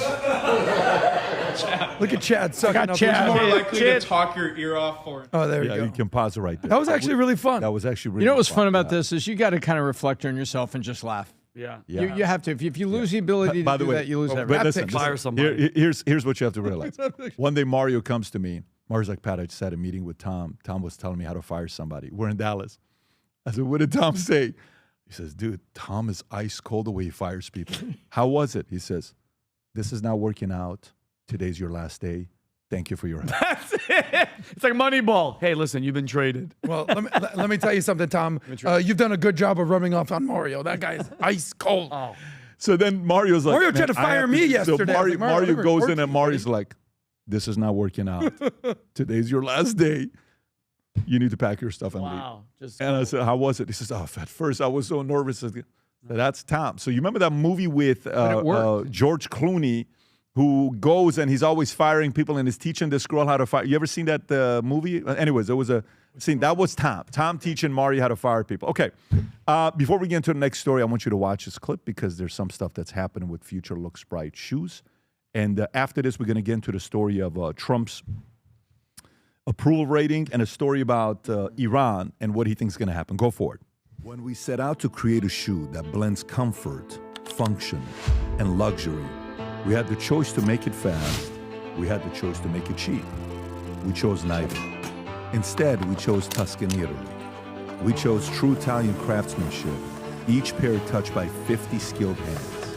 We chose patience, spending 2 years perfecting every detail, and we chose the finest quality at every step. Introducing the Future Looks Bright collection. Not rushed, not disposable, not ordinary. Rather, intentional, luxurious, timeless. There you go. Go to vtmerch.com, place your order. With that being said, let's get into our last couple stories here and wrap up. So, Trump's approval rating plummets to new low ahead of critical midterms. More work to do. This is a Fox News story, and Tom, I'm going to come to you first, then John, I'm coming to you afterwards. Trump's approval rating has plummeted to a record low for a second term, tied for his lowest ever as commander-in-chief, according to a new poll. Only 33% of surveyed in new Reuters poll approve of Trump's jobs performance, down from 35% last week, while 64% disapprove. Trump previously hit 33% in December of 2017, his first term low. Meanwhile, 80% of respondents said they expect the war in Iran will go on for an extended period of time. The war began in February and was explained to Americans as a mission to wipe out Iran's nuclear weapons program. Iranian attempts to assert dominance over the Strait of Hormuz has complicated matters. 1/5 of world's oil traverses the strait, and the effect are felt at the Trump. Since the war began, national gas prices average has jumped from under $3 to over $4, according to AAA data. The numbers land weeks ahead of critical midterm elections, with Republicans openly acknowledging there's more work to do. Tom. So there's a couple things going on here. And number one, Americans are very fatigued about the war, very fatigued. There was a period of, okay, I hope this is over quick, just like Venezuela. Then there was this period of, whoa, what are we getting into? And then we went back and forth, where the market would move on one sentence and move the other way on another sentence. Then what happened is it took 3 days of sentences to move the market, because the market suddenly was becoming resilient and almost insulated to what was going on. And guess what? That had a waterfall effect on the economy. And when people talk about the economy, when a citizen talks about the economy, here's what they mean. They usually mean fuel and groceries. They'll attribute cost of fuel and groceries to the whole economy. And so citizens really meaning my economy.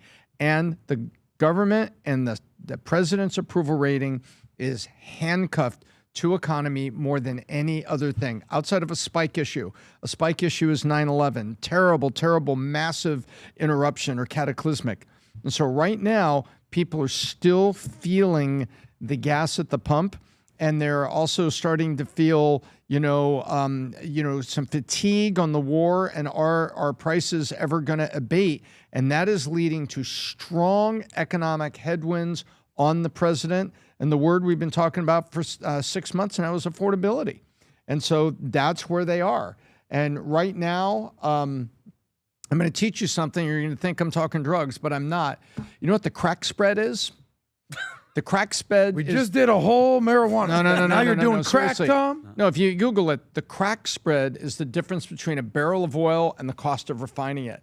The crack spread has hit $100. So transportation and refining costs on top of the barrel of oil are now over 100. It wasn't this way early because refineries are running at capacity, because the refineries, there's 2 refineries. Remember Valero refinery that was shut down in California? It's making a difference. That's 5% of the U.S. refining cost. And so it's all of this. Crack spread at 100. Gas doesn't look like it's coming down under the price it is right now, which is frustrating motorists. They see that as their economy. Their economy is their perception of the president, and the president's approval rating is down. Take a look at this chart. The chart is showing it going down. It's because once the war started enduring, it didn't go back. You know, and I'm only looking at the war itself from January, and you see the big drop right there before April. See that, Pat? Yep, of course. Wonk right over April. That was in March when it was like, okay, I thought this was supposed to be quick. In, out, Maduro goes to jail. I thought we were doing something similar. When we went in and destroyed the nuclear places in Iran, in, out, hey, we destroyed stuff. All of a sudden this is extending, and it's having a really bad impact on the president's approval rating. Yeah, and remember, too, Trump was the guy who was supposed to alleviate the fatigue that Americans were feeling about these wars in the Middle East. I mean, this is the guy who 10 years ago got up on the debate stage and told Jeb Bush that the Iraq war was a big, fat mistake, and Republican voters didn't know that you were allowed to say that. Like, in the 2000s, your level of commitment to the Republican cause was demonstrated by your vocal, like, support for these wars in the Middle East. And so Trump gets up there and is supposed to be a repudiation of this. And so now, like you're saying, you know, we get back in, Americans are like, okay, we can tacitly accept this, but it keeps going on and on. And since it began, his approval rating hasn't cracked 40 again. You know, it was up there in a while for the 40s, but it was still trending down, still not bad for a president in this stage in his term. But really what started to actually decrease it was when Americans started seeing for the first time those videos of the mass deportations. And now I was looking at the polling too, and it shows that how Americans are viewing the immigration issue has shifted from being like way in support of how Republicans want to handle it versus Democrats, something like a 40-point difference. Now it's basically neck and neck, which tells me that, you know, Americans are starting to see like what that actually looks like, and they're kind of souring on it. Like it's now 50-50 in terms of how they would like to see Democrats versus Republicans handle the immigration issue. And so Trump, you know, insofar as he's able to execute on that, that's just going to like hurt him more as people are seeing what they're paying for at the pump. They're seeing more videos of like people just getting deported. Like this is not going to look good for him. You're very learned on this. I was reading yesterday that right now the only issue that Republicans have a clear lead on is crime. Mm-hmm. All of the other traditional Republican issues on economy and the border and everything are suddenly slacking as America loses confidence over the summer. Is it? And here's my question: we have what, 2 years left until the presidential election in November? But is there enough time to turn this around? Because affordability, I mean, think about it. Because if affordability is going to stay the same, this war is going to stay the same, the mass deportation of all these illegals, which is helping with this freaking affordability because these people are living places, they're getting paid, we're giving them all this freaking money. Yep. It's because my thing is this, John, it's life after Trump. Yep. As much as Gavin and all these people keep going, Trump and Trump, he's going to be gone and he's going to be out. And I think whoever's going to be attached to him as a Republican, nominee, this is just going to bleed to them. And then we keep hearing these socialists rise. Their attitude is going to be like, look at these, the Republicans, forever wars. You can't afford anything. Vote for us. We're going to give you everything for free. And that's what I'm worried about because I don't see, do you see it? This war is not going to stop. This is the war that everybody said is going to be. Even Charlie Kirk, God rest his soul, he said the last thing we want is to get into a war. It's going to be a quagmire in Iran. And look where we are right now. There's no end in sight. Yeah. But you're right. And it's not about the presidential election, which is in 2 years. We are exactly 2.5 months to midterms. Exactly. 75 days, midterms. Yeah, so the big, that's a very good question to ask, and we can have that conversation. But Tom, a couple things to be looking at is on the market, the S&P dropped from 78 to 7,600. Not a big number. Let's just say it's at 7,650. And then you saw Besson said they're going to double down the amount of long-term treasury, the 10-year and 30 years that they're going to buy from whatever, 2 to 4 billion starting September to November. And with the hopes of that maybe measuring off and, getting the economy to be a little bit more stable. Are you seeing that behavior got the market to react positively, or the market's like, yeah, that's not going to make a difference? The market went out one night, had some beers over Monday Night Football, and the next morning it slid right back. In other words, I'm joking a little bit, but I'm not. The market had a little celebratory moment when Besant was basically reducing supply of bonds, if you want to think of it that way, to prop up price. And what happened is the market came back a day later, and combination, I think PPI came out, Producer Price Index, and they shook off the impact by Besant, and it moved. And everybody was like, whoa, Besant was supposed to be. See, that's the bigger problem. You- If the economy goes in that direction, and they're paying a price because right now the economy is mainly hurting who? Who's the economy mainly hurting? The middle average- class. Low and middle income, the average guy. Which, by the way, say that again. K-shape. Right. If it hurts them, you need those guys from midterms. Vote. You're going to feel it. And so the last thing you want, if I'm Trump, the last thing you want is the following: you do not want to go into your last 2 years with the midterms of your candidate losing, because then that means in 2028, the tweet and the endorsement of MAGA may not mean a lot. So then people will start eating their own. They'll start attacking their own. And so, they'll start distancing. Well, I think the president went a little bit too far. I do like some of the stuff that he did, but I don't support the way he handled Iran. And then legacy is hitting. And then you're going to see Trump attacking every one of those candidates, even though he's not going to be involved. I don't know if that makes sense or not. 100%. So if JD decides to take that position, it's like, oof, man, now the left is going to be like, awesome. We have civil war. The president went after Pence, and now the president's going after JD. If he went after Pence, you don't think he's going to... Who is Pence today? So you have to realize JD has to play he has to maneuver in a very interesting way, and the president has to make sure he maintains his power, his word, his endorsement, and that's what he's dealing with. And then last but not least, this is it for him. This is a legacy. You got 2 years left on your contract. That's it. And then after that, you're an ex-president. You're not, all the other stuff is, you're just going and you're doing speaking, you're doing different kind of things, but he's got 2 years to clean this up. Does he have enough time or not? We will see. If the war continues, that is going to be a massive, massive conversation that they're going to be having. You know what question I would want to ask the president if I sat down with him? You know what I'd want to ask him right now? Is, say before the war starts, and there's a room of conversations, would you have approved killing, Khamenei? Were you for that? Or was that Israel? Was it you that wanted to kill everybody, the family, the wife, everybody? The answer to that question leads to his sequence in being out of whack. I don't know if that makes sense. 100% If you're in the room and the generals tell you, Tom, hey, we got it. It's going to be like Venezuela. Trust us. It's going to be good. And then you're having a call with Israel. And then Israel goes and takes out Khamenei. If you do, you're prolonging the war because now you're forcing everybody to be fully committed. I want to know if that was his decision or if that was Bibi's decision. And that was after, right? But that decision. The answer to that question is so important on many levels.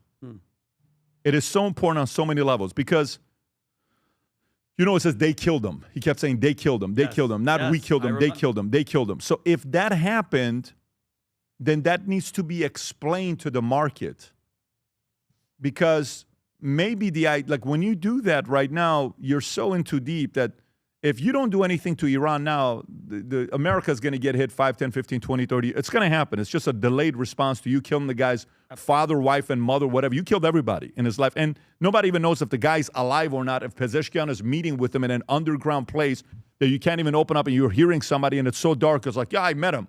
Did you really? Is the guy really alive? What happened? So you've created so much vengeance that they have you're in too deep. So I don't think he was the guy that called the shots at killing Khamenei. I don't think so. I think he likes to kill number 2s and 3s. He killed Qasem Soleimani. I think he knows not to kill number 1s. I think whoever killed number 1 is somebody that wants it to be longer because they want it to be done. And you kind of got me into it. It's like, dude, why'd you kill him?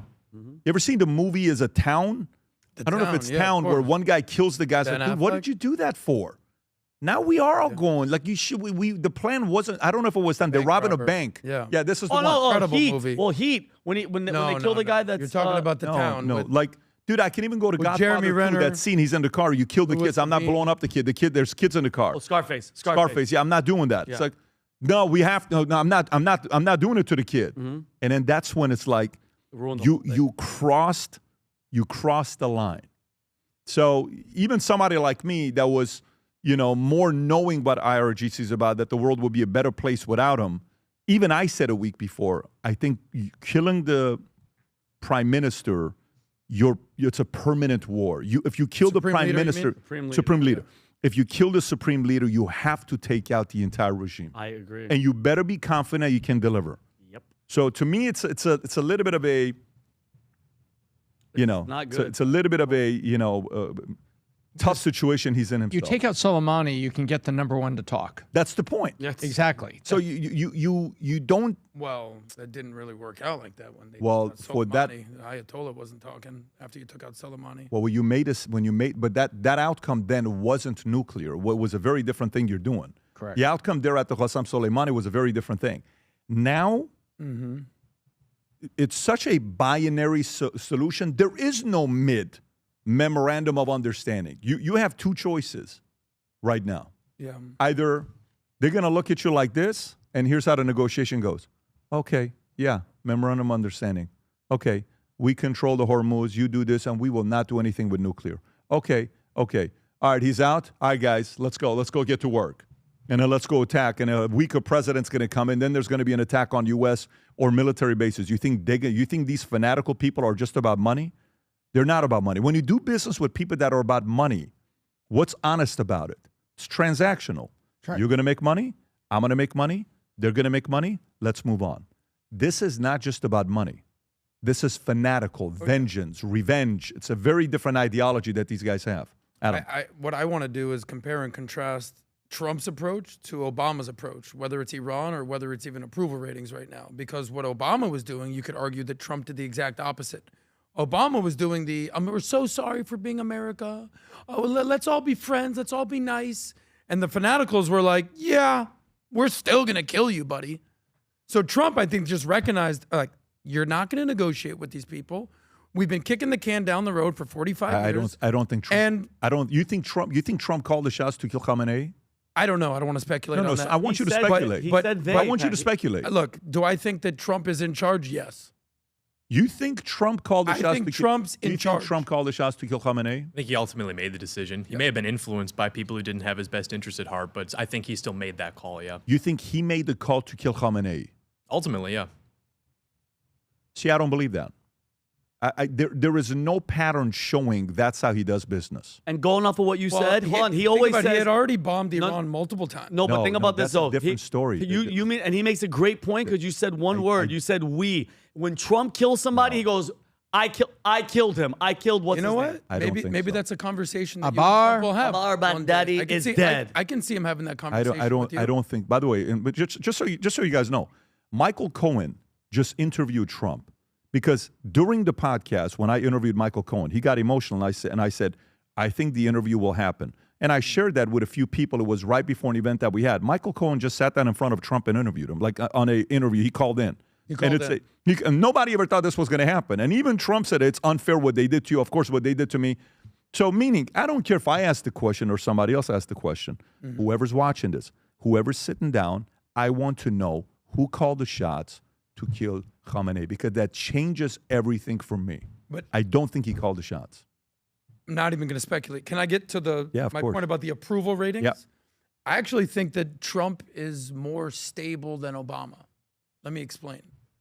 Obama came in, and do you know what his highest approval rating? 83? It was 70%. 70%. Who hit 81 or 83? Was that Trump. Bush? I'm sorry, it was Bush after. I think W the week after. Obama got up to was the 69, 70%. Okay. Do you know his lowest approval rating was in the mid 30s, 36, 37? Yeah. That plummeted 30+% points. Trump came in, he was a 45% guy at best. Right? Trump never hit 50. I'm talking on his best day. So Trump is hovering around 40, whether you like him or not. So now he's hovering in the mid 30s-ish, 34. Trump is what he is. We know what he is. The reality is Trump is who he is. He does what he does. Take it or leave it. Juxtaposing that with Obama, everyone thought Obama was Black Jesus. And by the time he left office, it's like, so what did Obama do exactly? No, but he made it healthcare more expensive. What's your point, though? What's your point? And he made the White House gay. Are you making it comparing him to Obama? That's all that you can do. Obama will never be in the discussion as one of the greatest presidents of all time. Well, according to who? No. If you ask liberals, he's the GOAT. No. You're talking about getting stuff done. Trump runs circles around Obama. Obama's not in the league of Trump as a leader. It's not even close. But that's your opinion. There's a lot of people that are in a different. No. Obama was. I'm with you. Obama was Obama Brilliant made us orator. weaker in front of our people.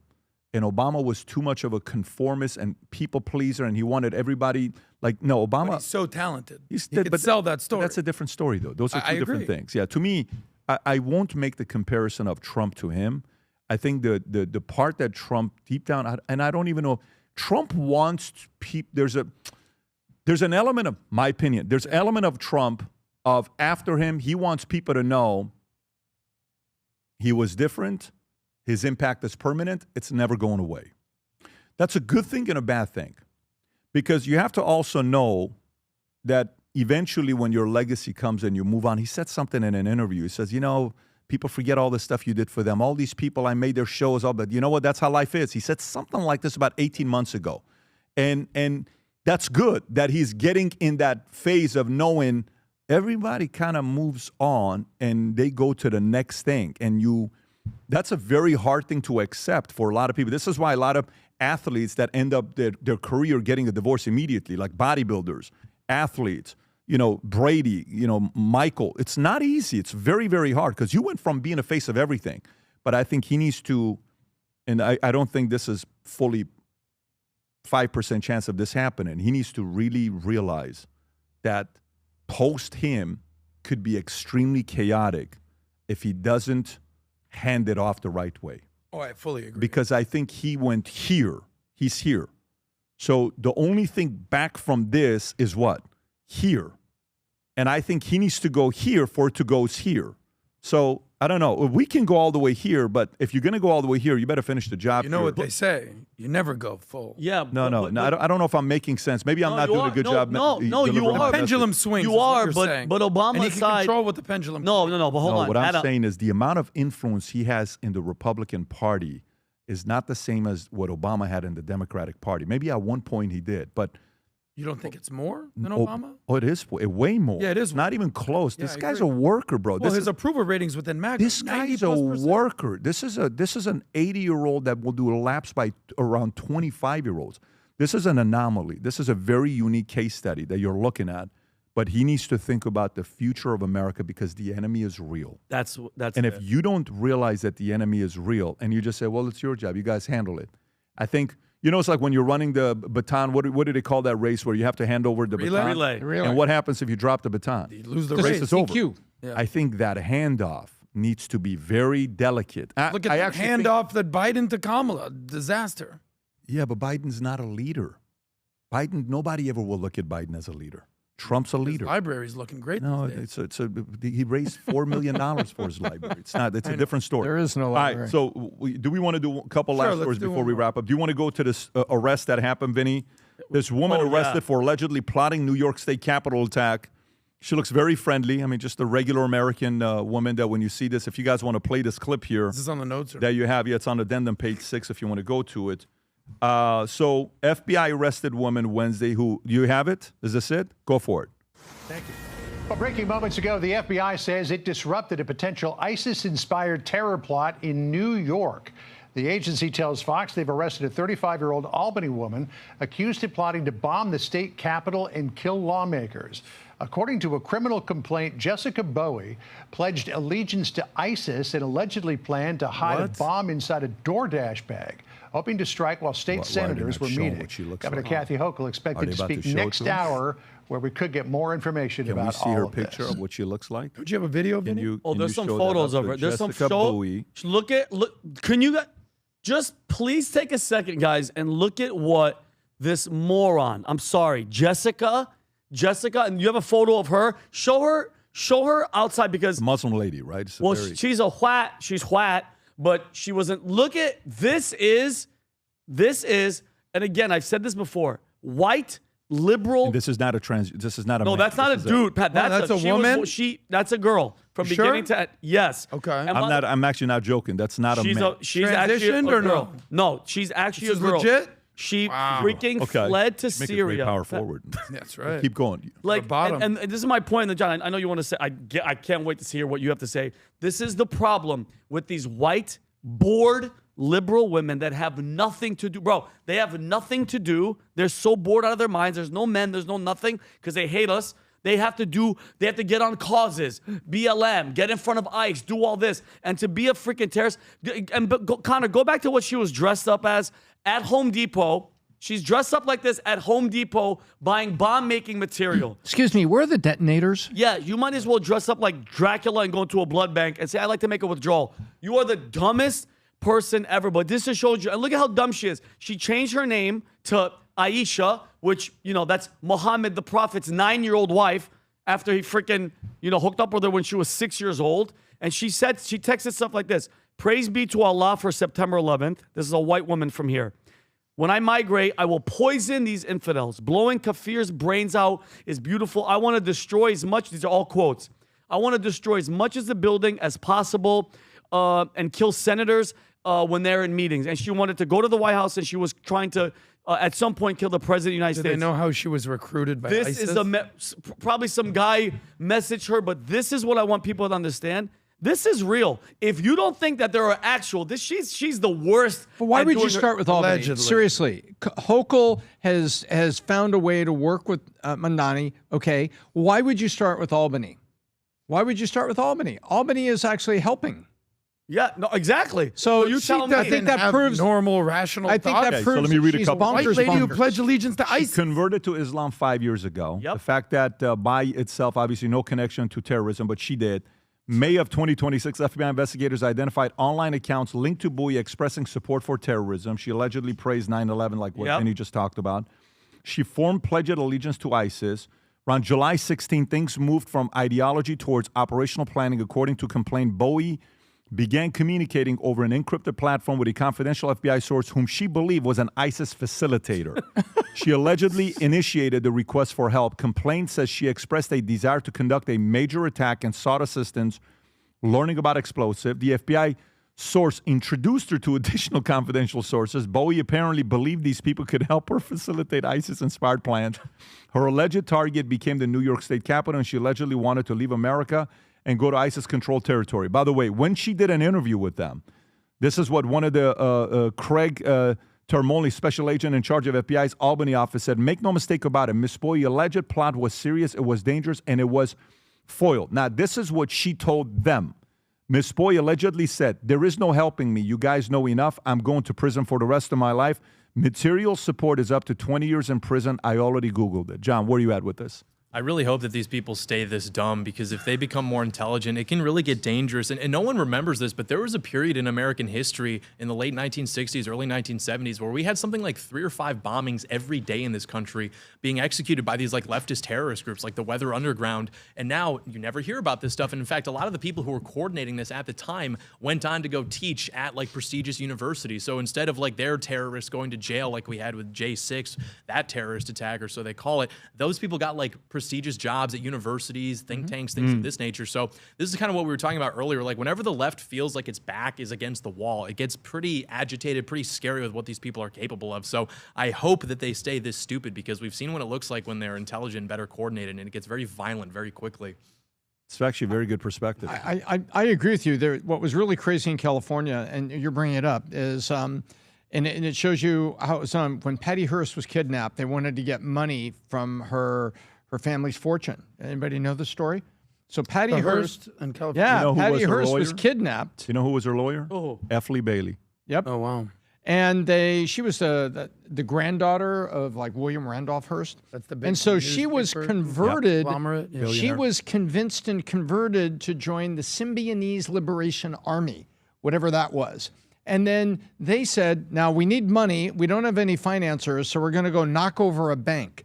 And they all went into a bank wearing berets and no disguise. There it is, Symbionese Liberation Army. I remembered it right. And so they go in there to do that. This is during the 70s. This is during the 70s where you'd have a bomb in a mailbox blows up. You know, the mailboxes at the side of the street. You'd have a bomb in a mailbox blows up. You had all these things going on. And I think what's now is with online, there's more of, take a look at what the FBI did. How many of the FBI guys have to be out there And you know what they're using? You don't want to hear about it. Palantir. Listening. They're on encrypted platforms. They're on Discord, and they're looking for this stuff. And this is where you see, in the name of safety, that it works. And they find these things. Hey, there's a person over here, a person over there. The millions and millions and millions of calls going on. Somehow they filtered it, sniffed it out, jumped in, started tricking her. Yeah, let's talk about sniffing. So Eric Swalwell, the issue he has got illegal donations from suspected Chinese spy bombshell memo show. So what's the story with Eric Swalwell, Vinny? I know you're following us. What happened there? With Fang Fang? Yeah, what happened? All What's right, the recent story with her? Is it Fang Fang or Bang Fang? That was Two out one of of those 10. jokes. That was a 3 or 4. It wasn't All right, bad. so let me Best. just hold on, because I have it right. Where is he? Are you following this story with Swalwell? Yeah, he went to an airport yesterday, and they took his phone and his laptop. And they said, we're still investigating you. This time, we want this for evidence on the sexual assault trial. And he apparently stood there in an airport and had to surrender them, correct? Yeah, well, he was, first of all, he was allowing a suspected Chinese, I know we make fun of her, operative. She got access to his political operation, recommend interns. Pat, she was recommending interns to get close to members of Congress. Okay, and then Congress should, I don't know if you guys think, Congress should have background checks for anybody working in or around you, especially if the time, you don't know, they just hire interns and they just show up and you'll Come on, Chang Lee is a nice kid from San Francisco. Yeah, exactly. Like, how many times are we going to see China connected to people at the highest levels? Like, we already know. Look at the pattern, Tom. Hunter Biden and his family dealings with Chinese money. China, they send the spy balloons over the country for 4 years during Biden, and they were like, no, don't shoot it down. Let it go, let it do reconnaissance, get to the edge of the water, and then they would shoot it down. All the stuff that we found out of them buying land next to our freaking military bases, especially Malmstrom Air Force Base, Montana, where I was stationed, which was a nuclear base. Then you have Xi Jinping, he shows up to San Francisco. They kick all the homeless people out because they want to make it look good for a leader who is our enemy. All in Swalwell's backyard. All in his backyard. On top of all the intellectual policy, property that they stole, China stealing our property, fentanyl, all that stuff, and a little virus that came out of China called COVID. At what point, like, she was in there, she was using him. They were probably, with all the freaking blackmail stuff, who knows what she was doing? He's obviously, we've seen him on camera with the girl and on the hotel bed and all that stuff. Who knows what she had, what she was using against him, what access, and what type of secret or whatever. He was on the House Intelligence Committee. It doesn't get more serious than that. So this bothers me. And again, this is China again at work. I know Trump says, yeah, well, we have spies too that are over there. They are way more infiltrated in our freaking government. And again, Tom, COVID came out and there's still zero accountability. I don't care where it came from at this point. Wait a minute. There may not be zero, because what happened here? Didn't they also search his home or something? They searched his home on Sunday, then he wasn't home, and then they tracked him and went to the airport. Yeah. And then they found him there. So I think there's some accountability coming to him, don't you think? But Tom, until I see handcuffs and them going to jail, just like all the perp walks they did under the Trump administration, from Roger Stone to everybody. I want to see a Democrat go to jail. Have any of them, meaning accountability for the actual crime that they did, not the bogus stuff that they did with Trump. Show me somebody. Who has gone to jail for a Democrat so far? Who was that one congressman, Tom, that had gold or Egyptian gold or Jerry Nadler? No. Mendez? Bob Mendez. Oh, Bob Mendez from New Jersey. Was he arrested? That's my bad, Jerry. But was he arrested? One guy? This guy? Yeah, Bob Mendez. But did he get released? I have yet. No, I think and he's again, still in jail. and John, we talk about this Did accountability. he go to jail? Because they confiscated gold bars and stuff. Yeah, In his jacket. let's take the economy and the war and the proof rates. Put that aside. He currently lives at Federal Penitentiary, Allenwood, Pennsylvania. We wanted. I voted for illegals to get kicked out. I wanted no new wars. I wanted cheaper gas. I wanted all that, and I wanted accountability. We are now down to 2 years. Comey, okay, he got indicted. The shells were waiting. Is anybody going to go to jail? Is anybody going to go to prison? Do you think? Probably not in this administration, no. It's frustrating. Like, I want something. We want, like, you got to give it to us. We voted for it. We were getting. I was in California. Why do you say that? Why do you say probably not in this administration? I mean, we've tried to do stuff, and like judges will throw it out, or they'll find technicalities. It's tough to use existing law to go after these people, and they're very talented at maneuvering to exploit the system. And so I'm with you. Like, I would like to see justice, but unfortunately, it's just not being delivered. Because when they're in power, they can do it so much easier. Like with the J6 investigation, they can basically push a button and have the largest DOJ investigation in history, because existing law can be manipulated such that people walking through the Capitol are equivalent to like domestic terrorists or something. And so they're just far better at playing the game. They've got the pieces where they need to be. And so when we're in power, it's like we're trying to cold start an engine that was never meant to run for us. So the fact that they have, so like right now, if the DOJ, FBI, everybody wants to go after these people and actually throw the book at them, all these Biden appointed or Obama appointed judges are in there and they just go, nope. I think that it could be done, but we need to work with a longer timeline, and we're not going to have that longer timeline if we don't solve the baseline issues like you're talking about with gas prices, affordability, because, a lot of times people do favors politically for the base, and I think there's a good story to be told actually with maybe like Viktor Orban's Hungary, where it's like this is a guy who got in there and he was supposed to be, the real socially conservative, and so he's doing a lot of favors for maybe the more socially conservative people in Hungary, but he was failing to maintain like a basic economic standard, and so the voters punished him for that.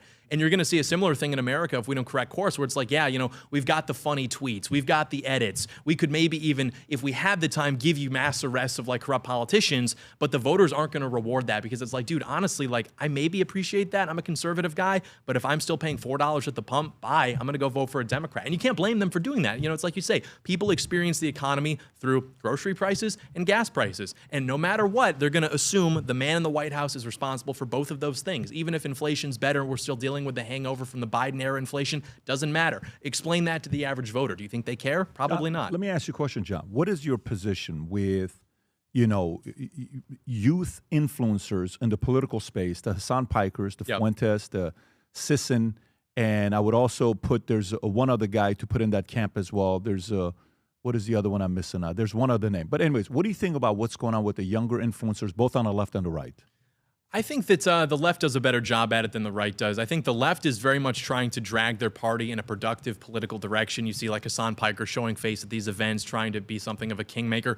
The right is much more selfish. We try to do this in a way that's capturing market share, competing with each other. It's become, I'll put it this way, we used to talk a lot about ideas and having discourse, open dialogue. In the past couple of years, everything has become much more about like, well, who are you getting paid by? Who's paying you to say that? Like casting tar on people such that their integrity is called into question. And it's like, if I don't think you have integrity, well, then there's nothing for us to talk about, because I don't believe that you believe anything you're saying. And so it's caused that kind of like civil war dynamic that the left is loving, which is why when we saw like the first shots of this a year or so ago, already there were articles in the Washington Post, the Atlantic, New York Times telling everybody there's a civil war. Don't get too sad because Trump is president. There's a civil war. This is all going to be divided and it's not going to be successful. It's not going to have longevity. So the left loves this. They're far better at playing the political game than people on the right, especially their influencers. How much do you think the right has suffered because someone like Charlie Kirk is no longer here? I literally could not think of a worse thing to happen. He was the second most important figure for conservatives aside from Trump himself. I mean, nobody could reach people, let alone young people, the way Charlie Kirk could, which is why, I mean, everyone talks about who stood to benefit the most. The left probably stood to benefit the most, which is why millions of them celebrated it. I mean, normal Americans who are maybe apolitical saw their liberal friends and coworkers and relatives celebrate this, and they're like, what the, I just saw this guy debating people on Instagram. Why are you celebrating his death? So it's almost like they understood how important he was more than a lot of conservatives. Like, I remember when I was, 18, 19, I was like, Charlie Kirk says this, and I think that this is the right way. I was trying to like outflank him from the right.